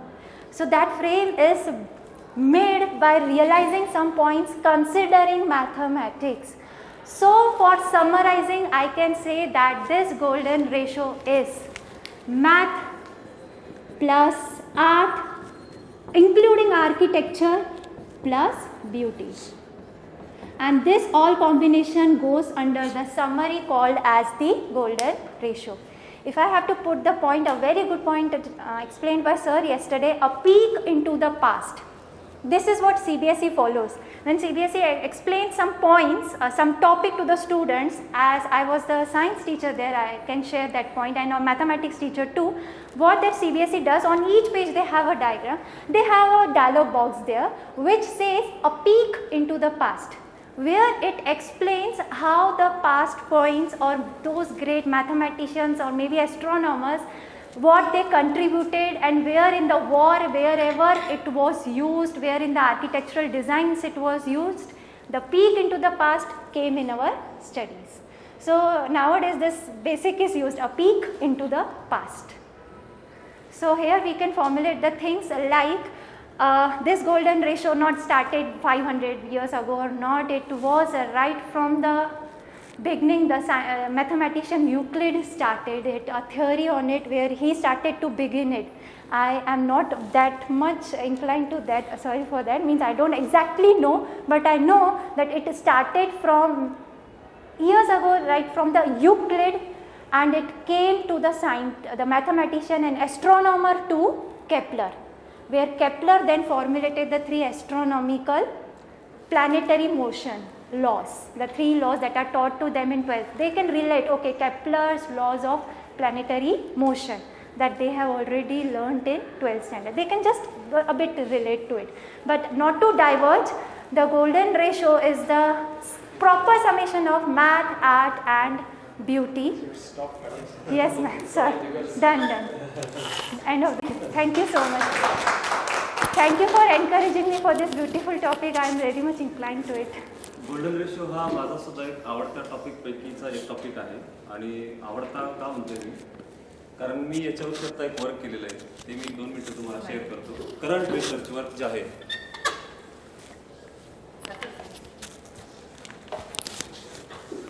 Golden ratio हा एक fantastic ratio आहे खरं मॅथमॅटिक्समध्ये हा precisely 1.618 नाही आहे actually तो exact value त्याची ही आहे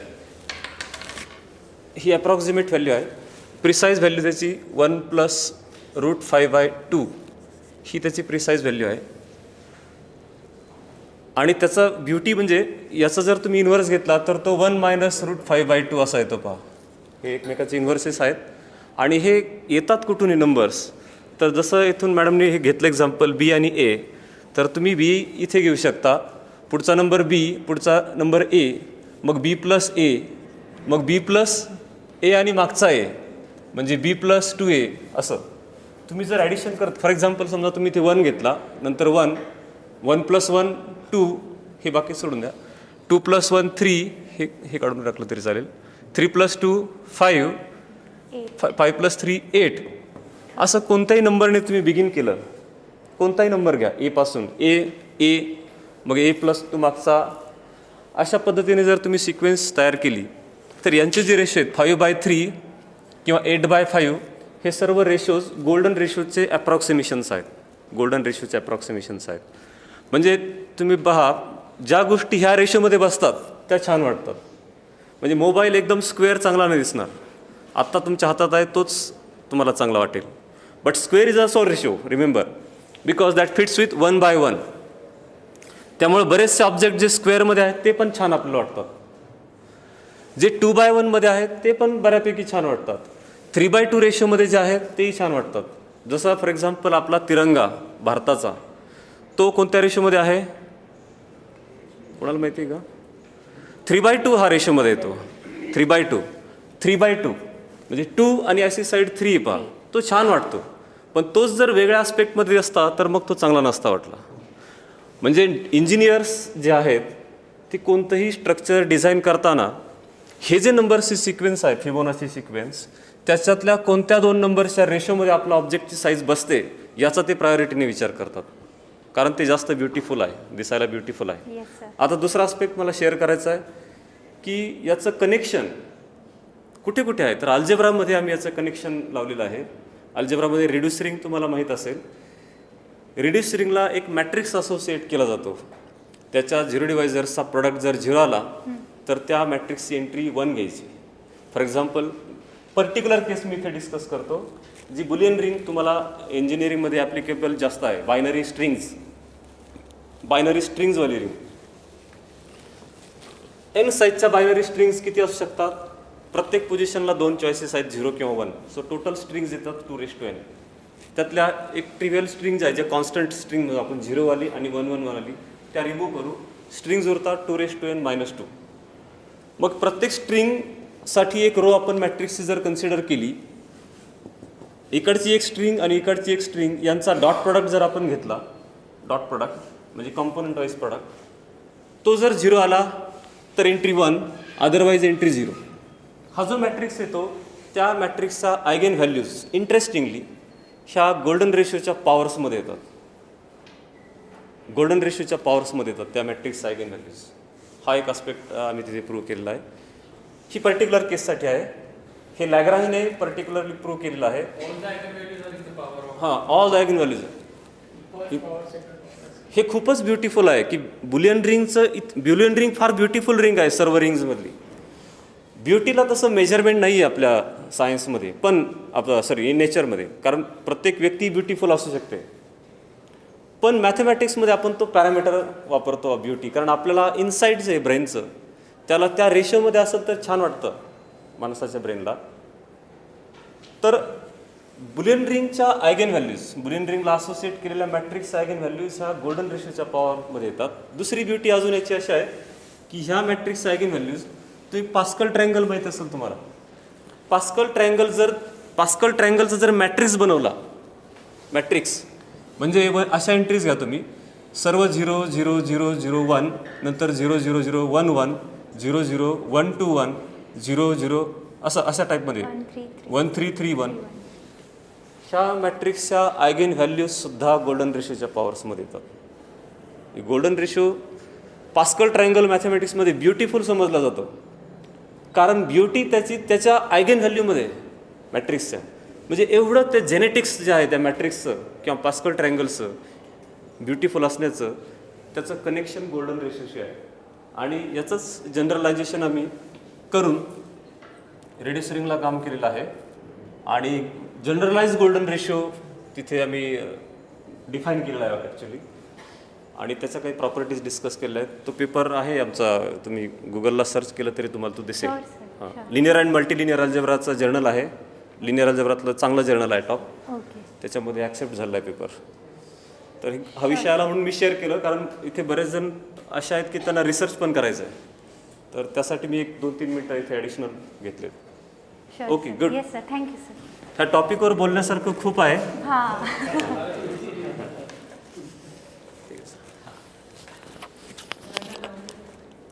नाही ठीक आहे, काय हरकत नाही. चांगलं प्रेझेंटेशन केलं. इनविजिबल टॉपिक मी तो घेतला नव्हता, नुसता तोंडी सांगितला होता, पण त्याने प्रॅक्टिकल रिअलायझेशन केलं. आता तुम्ही रिसर्चची पण गोष्ट केली.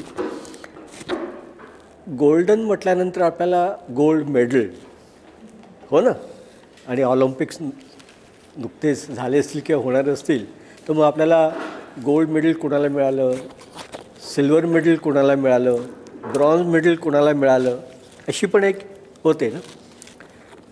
मग आपण तीच ॲनॉलॉजी इकडे घेतली तर can we have silver ratio, can we have bronze ratio, आणि गोल्ड हा एलिमेंट आहे केमिस्ट्रीमधला आणि मेटल पण आहे. तर केमिस्ट्रीमधले असे कुठले कुठले एलिमेंट्स आहेत जे मेटल फॉर्ममध्ये आहेत, त्यांच्या कॉरस्पॉन्डिंग रेशो तयार करता येतील का, आणि मग त्यांची ब्युटी कशी असेल. तुम्ही आता रिसर्च म्हटलं ना, तर आहे.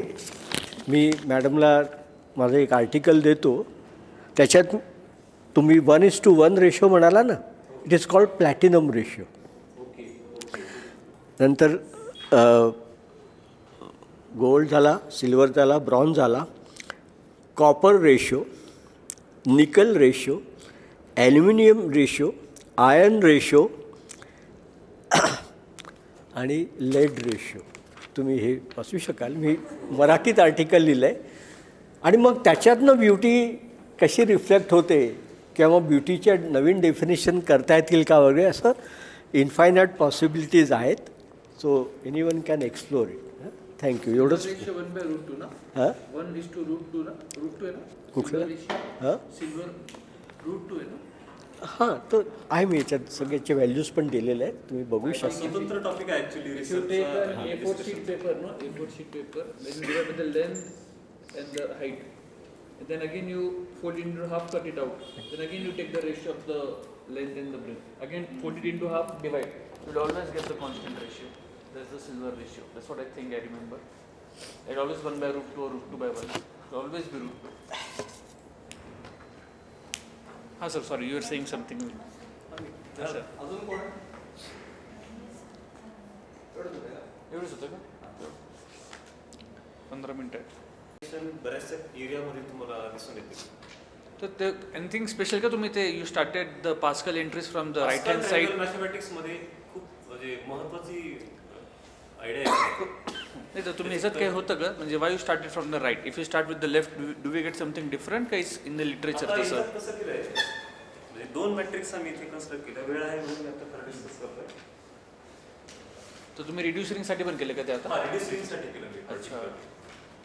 आणि मग त्याच्यावर त्याच्यावर लॅग्रांजचं वर्क बुलियन रिंगसाठी आहे. हां, आणि मी जे एक्सटेंड केलं अच्छा, ते रिड्युसरिंगसाठी. ते रिड्युसरिंगसाठी एक्सटेंड केलं. हां, 0 डिवायझर्स. बुलियन रिंगमध्ये 0 डिवायझर्स कन्सिडर केले गेलेत. म्हणजे 0 डिवायझर म्हणजे काय की स्ट्रिंग, बुलियन आपली जी बायनरी स्ट्रिंग आहे, समजा 0 1 0 0 ही बायनरी स्ट्रिंग आहे. याच्यामध्ये ॲटलिस्ट एक जरी 0 असेल तर त्याला 0 डिवायझर्स म्हणायचं बायनरी स्ट्रिंग्समध्ये. 4 साईजचे घेतले तर आपल्याकडे असा पण 0 डिवायझर असू शकतो, 0 0 1 1 किंवा 0 1 1 1 असा पण असू शकतो. कम्प्लिटली 1 1 1 कॉन्स्टंट स्ट्रिंग 0 डिवायझर नाही, किंवा नुसता 0 पण आपण एक्सक्लूड केलेला आहे.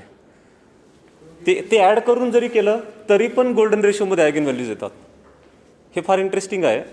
आणि जो पास्कल ट्रायंगलचं मी सांगत होतो तुम्हाला, 1 1 2 1 1 3 सॉरी 1 1 आणि 1 इथे 1 3 3 1 हा टिल्ट करायचा आहे पास्कल ट्रायंगल, आणि त्याचा मॅट्रिक्स बनवायचा आहे. इथे असा 1 येईल इथे, हा शेवटचा कॉलम जो आहे 1 1 1 1, मग 1 2 3 म्हणजे असा 1 2 3. नंतरची एंट्री जर तुम्हाला कम्प्यूट करायची असेल तर ती 1 4 6 4 1, इथून तुम्हाला ती 4 वगैरे मिळेल आणि बाकीच्या एंट्रीज तुम्हाला मिळतील. ह्या मॅट्रिक्सच्या आयगेन व्हॅल्यूज गोल्डन रेशो येतात, पॉवर्समध्ये येतात इनफॅक्ट, आणि रेसिप्रोकल आयगेन व्हॅल्यू प्रॉपर्टी आहे त्यांना. म्हणजे प्रत्येक आयगेन व्हॅल्यू लॅम्बडा घेतली तर -1/λ किंवा +1/λ ही पण आयगेन व्हॅल्यू तिथे असते. म्हणजे इतकं ब्युटिफुल आहे, आणि ते सोडून दुसरं कोणतीच आयगेन व्हॅल्यू नाही आहे ह्या मॅट्रिक्सला. इतका पास्कल ट्रायंगल इंटरेस्टिंग आहे. तुम्ही हा स्लाइस रिमूव्ह केला आणि उरलेला मॅट्रिक्स जरी घेतला पुन्हा, त्यालाही तीच प्रॉपर्टी अजून म्हणजे इंटरेस्टिंग आहे. आणि ह्या 2 मॅट्रिक्स जे आता इथे मांडल्या, एक रिमूव्ह करून आणि ह्या 2 मॅट्रिक्सचा आयगेन व्हॅल्यूज, हा जो काय मी तुम्हाला मॅट्रिक्स इकडे मोठा सांगितला होता बुलियन रिंगसाठीचा, तो कारण 2n - 2 cross 2n - 2 huge size आहे, त्या सर्वाच्या आयगेन व्हॅल्यूज एक्झॉस्ट करून टाकतो. यांची साईज n-1/n-1 आहे, आणि इकडचा मॅट्रिक्स 2n - 2/2n - 2 आहे, एक्सपोनेन्शियली लार्ज आहे. पण त्या ज्या काही तेवढ्या आयगेन व्हॅल्यूज आहेत, त्या सर्व आयगेन व्हॅल्यूज ह्या 2 छोट्या मॅट्रिसेस एक्झॉस्ट करून टाकतात. हे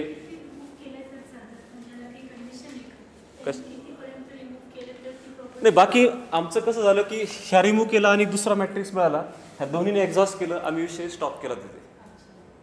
कारण आमचा ऑब्जेक्टिव्ह हे होता की बुलियन रिंगची जी मॅट्रिक्स आहे तिचा आयगेन व्हॅल्यू स्पेक्ट्रम काय, स्पेक्ट्रम कॅल्क्युलेशनवरती मी जास्त करून काम करतो, स्पेक्ट्रमवरती. तर तो स्पेक्ट्रम पूर्ण मिळाला, मग विषय थांबवून घेतला मी, असं झालं. पण हे लॅग्रांजचं वर्क जे आहे ते रिड्यूस रिंगला फक्त कंटिन्यू केलं. ही पर्टिक्युलर केस मी ते स्पेशली सांगतोय कारण ती सर्वांना कळू शकते. इंटरेस्टिंग गोष्ट आहे. आता तुम्ही म्हणताय तसं, मॅडम म्हणतात तसं, हे जर रिमूव्ह केलं तर काय व्हॅल्यू होतात?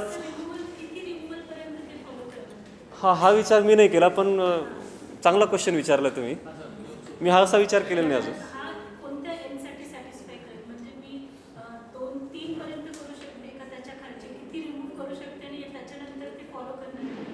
नाही मी काम केलेलं नाही याच्यावरती पुढे, पण प्रश्न चांगला आहे.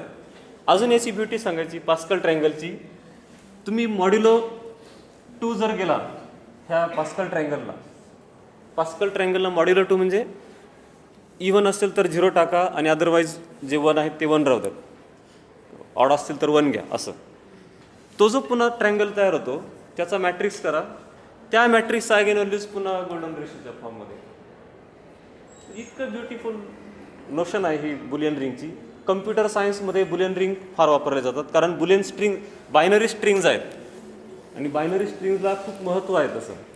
त्यामुळं एका विषयाचं दुसऱ्या विषयाशी कनेक्शन लावणं हा एक रिसर्चचा आत्ता सध्याचा करंट टॉपिक आहे.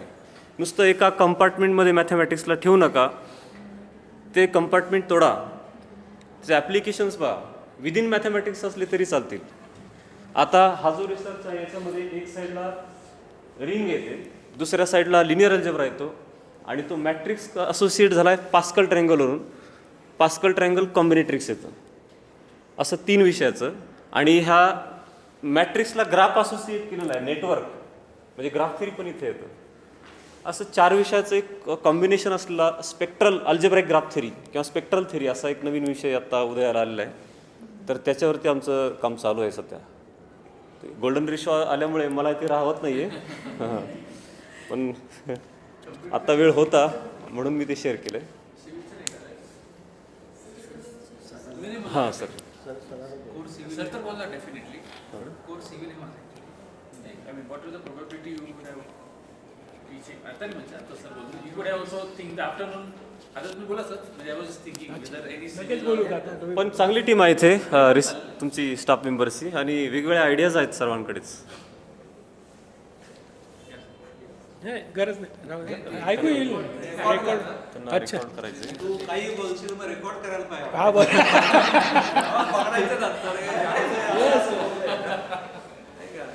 तेव्हा असं बोलला तू, आता हे नाही मी तसंच बोलेल, म्हणजे I should be mathematically correct.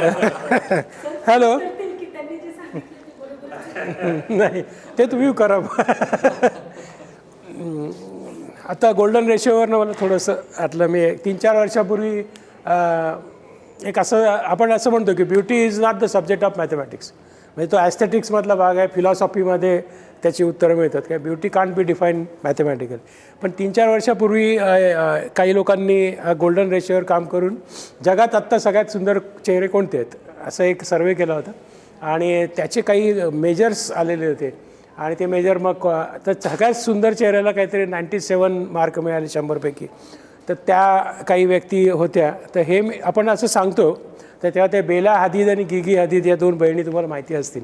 तर त्यांचे चेहरे या गोल्डन रेशिओमध्ये आहे आणि त्याचा तो वापर करून त्यांनी ते ॲस्थेटिकली आणि मॅथमॅटिकली असं जो एकत्र करून ते सगळं सांगितलं होतं. तर तो एक भाग आहे गोल्डन रेशिओचा. दुसरा गोल्डन रेशिओचं अजून एक आहे आपण जे A1, A2, A4, A8 हे ज्या साईजेस आहेत कागदांच्या जे आपण दररोज प्रिंटरमध्ये टाकतो आहे A4 तर तो साईज हा गोल्डन रेशिओ आहे. त्यामुळे तो पण एक महत्त्वाचा भाग आहे. सगळ्यात सोपं उदाहरण हेच आहे की जो A4 साईज पेपर आहे आणि तो किती फोल्ड केला तरी तो परत तसाच राहतो. आणि कारण आपण A1 पासून ते कटिंग सुरू केलं आहे फोल्डिंगचं. A1 मग 2 फोल्ड A2 मग 4 फोल्ड A4 असं करत ते त्याचा अर्थ हा आहे. आणि ते सगळं गोल्डन रेशिओमध्ये ॲस्पेक्ट रेशिओ तर आहेतच ते पण आहे. तो एक भाग झाला. आणि एक थोडं मी एक छोटीशी स्टोरी सांगतो आणि थांबतो.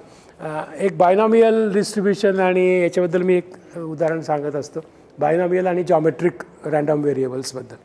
तर त्याच्यातला प्रश्न असा होता की एक असं युटिलिटी थिअरी पण आहे की कसे अप्रोचेस असतात डिसिजन मेकिंगमध्ये की आपला कॉन्झर्वेटिव्ह अप्रोच आहे का ऑप्टिमिस्टिक अप्रोच आहे असं आपण म्हणतो का न्यूट्रल आहे जे काय आपला डिसिजन घ्यायचं त्याविषयी ती एक युटिलिटी थिअरी आहे. आता एक प्रश्न असा आहे की महाभारत ही जी घटना घडलेली आहे तर ती कशामुळे घडली असा एक प्रश्न आता मी उपस्थित करतो. तर महाभारतातला सगळ्यात महत्त्वाचा प्रसंग असा आहे तो म्हणजे द्यूत आहे. तर तिथून ते सगळं घटना सुरू होते. तर ती द्यूत खेळणं हा जो प्रकार होता म्हणजे जुगारच आहे. आणि त्याच्यात आता पहिलं एक महत्त्वाचं आपल्या प्रॉबिलिटी स्ट्रॅटेजीमधला मुद्दा असा येतो की त्याच्यातले जे कॉईन्स म्हणजे डाईस वापरले होते ते बायस्ड होते म्हणजे अनबायस्ड नव्हते. अनबायस्ड असेल तर फेअर गेम झाला असता पण ते अनबायस्ड नाही आहे. ते कुठल्या त्या दधीची का कुठल्या ऋषीच्या हाडांपासून बनवलेले असे ते डाईस होते ते शकुनीने टाकले. त्या शकुनी जे म्हणायचं तेच त्याच्यात दान पडायचं. त्यामुळे तिथे सगळंच घोटाळा होता. हे काही या युधिष्ठिराला काही माहीत नव्हतं. त्यांनी सांगितलं या खेळा हे बसले खेळत दुर्योधन आणि युधिष्ठिर. आता याच्यात युधिष्ठिराची चूक काय किंवा महाभारत काय घडलं याचं कारण असं की 2 प्रकारचे व्हेरिएबल्स असतात रँडम व्हेरिएबल्स. एक असतं बायनॉमियल रँडम व्हेरिएबल आणि एक आहे जॉमेट्रिक रँडम व्हेरिएबल. आणि हे दोघंही आपण बर्नॉली ट्रायल्स करत असतो. हे थ्रो करणं म्हणजे बर्नॉली ट्रायल्स आहे. बर्नॉली कंडे ट्रायल्स आर इंडिपेंडंट आणि सक्सेस आणि यांचा रेशिओ क्वांटिटी सारखीच असते फेल्युअर प्रत्येक वेळेला. तर त्याला आपण बर्नॉली ट्रायल्स म्हणतो. तर त्याच्यामध्ये आता असं झालं की आपण बायनॉमियल डिस्ट्रीब्युशन बघितलं तर त्या बायनॉमियल रँडम व्हेरिएबलचा अर्थ असा होतो की x is a binomial random variable which is defined as number of successes in fixed number of trials. हा फार महत्त्वाचा शब्द आहे fixed number of trials. Number of successes in fixed number of trials म्हणजे बायनॉमियल रँडम व्हेरिएबल. म्हणजे 3 coin toss केले 4 वेळा throw केला वगैरे वगैरे हे सगळे बायनॉमियल डिस्ट्रीब्युशन आहेत. कारण त्यात नंबर ऑफ ट्रायल्स आपण आधी फिक्स केले आधी मान्य केलं आहे की फिक्स असं. आणि दुसरं जे जॉमेट्रिक रँडम व्हेरिएबल आहे त्याचं डेफिनेशन अशी आहे की number of trials required to get first success म्हणजे जॉमेट्रिक रँडम व्हेरिएबल असं आहे. म्हणजे त्याच्यात आपण ते डिस्ट्रीब्युशन म्हणतो की P × Q⁻⁻⁻⁴ where X is that geometric random variable. आता जुगारी लोकांची जी मानसिकता आहे ती या बायनॉमियलकडे न जाता ती जॉमेट्रिककडे जात असल्यामुळे सगळा घोटाळा होतो. जुगाराला असं वाटतं की नाही पुढचा गेम मी जिंकेलच पुढचा गेम मी जिंकेलच आणि तो खेळच सुटतो आणि मग त्याचं घरदार सोने जाणं सगळंच जातं. हाच प्रकार एक्झॅक्टली युधिष्ठिराच्या बाबतीत झाला. पहिला खेळला गेला दुसरा खेळला गेला आणि खेळत राहिले आणि खेळत खेळतच स्वतःला सुद्धा पडायला लावून हारला. याचं कारण he was waiting for that first success. तो जॉमेट्रिक पद्धतीने ते खेळ खेळला. बरं हे नियम खेळायच्या आधी ठरवायला पाहिजे होते. युधिष्ठिराने दुर्योधनाशी बोलून की बाबा दुर्योधन राजा युधिष्ठिर राजा शिष्टाचाराप्रमाणे त्यांनी यायला जुगाराचं आमंत्रण दिल्यावर ते यायला पाहिजे. जुगार म्हणजे द्यूत त्यावेळेस तर यायला पाहिजे त्याप्रमाणे आला हे बरोबरच आहे. पण आल्यानंतर चर्चा करून घ्या की ठीक आहे किती वेळ खेळूया. एक 5-10 गेम खेळायचे ना 10 गेम खेळूया तुझं माझं समाधान होईल. 15 ठीक आहे 15 बसले खेळत काय झालं असतं खेळ तसाच होता डाईस तेच होते, पण 15च गेम खेळले असतं काय आलं असतं, 5-10 घोडे, 50-50 अश्व, नंतर काही गज, काही सुवर्णमुद्रा, काही 1-2 गावं, इतकंच तो हारला असता. आणि त्यामुळे काय आलं, ह्या अप्रोचमध्ये बायनॉमियल पद्धतीने जर तो खेळला असता, म्हणजे फिक्स नंबर ऑफ ट्रायल्स, तर त्याचा लॉस आणि प्रॉफिट दोन्ही मिनिमाइज झालं, म्हणजे त्याला लिमिट आली असती, आहे की नाही. किती हारणार तर 3च गेम हारणार, किती हारणार तर 15च गेम हारणार. हे जे काही अप्रोच आहे हे आपण जर कन्झर्वेटिव्ह पद्धतीने जर खेळलं तर हे होतं. म्हणजे हा जो खेळ आहे हा आनंदासाठी आहे, पैसे कमवण्यासाठी नाही. जुगार हा आनंदासाठी खेळायचा आहे. मी आता आज रातोरात श्रीमंत होईल म्हणून खेळू नये, हे त्याच्यातलं आहे. म्हणून आपण तो बायनॉमियल पद्धतीने खेळावा. रात्री 9 वाजता बसलो तर 12 वाजता उठायचं. कोण जिंकलं कोण नाही याच्याशी काही घेणं नाही, आहे की नाही. नाही आता मला अजून जिंकायचं, सकाळपर्यंत खेळूया, असा काही खेळ खेळून उपयोगच नाही.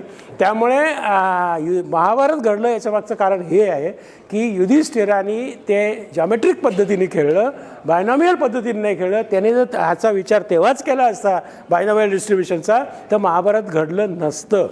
हे या दोघातला फार महत्त्वाचा फरक आहे. अशी एक स्टोरी मी याच्या संदर्भात सांगत असतो. थँक्यू.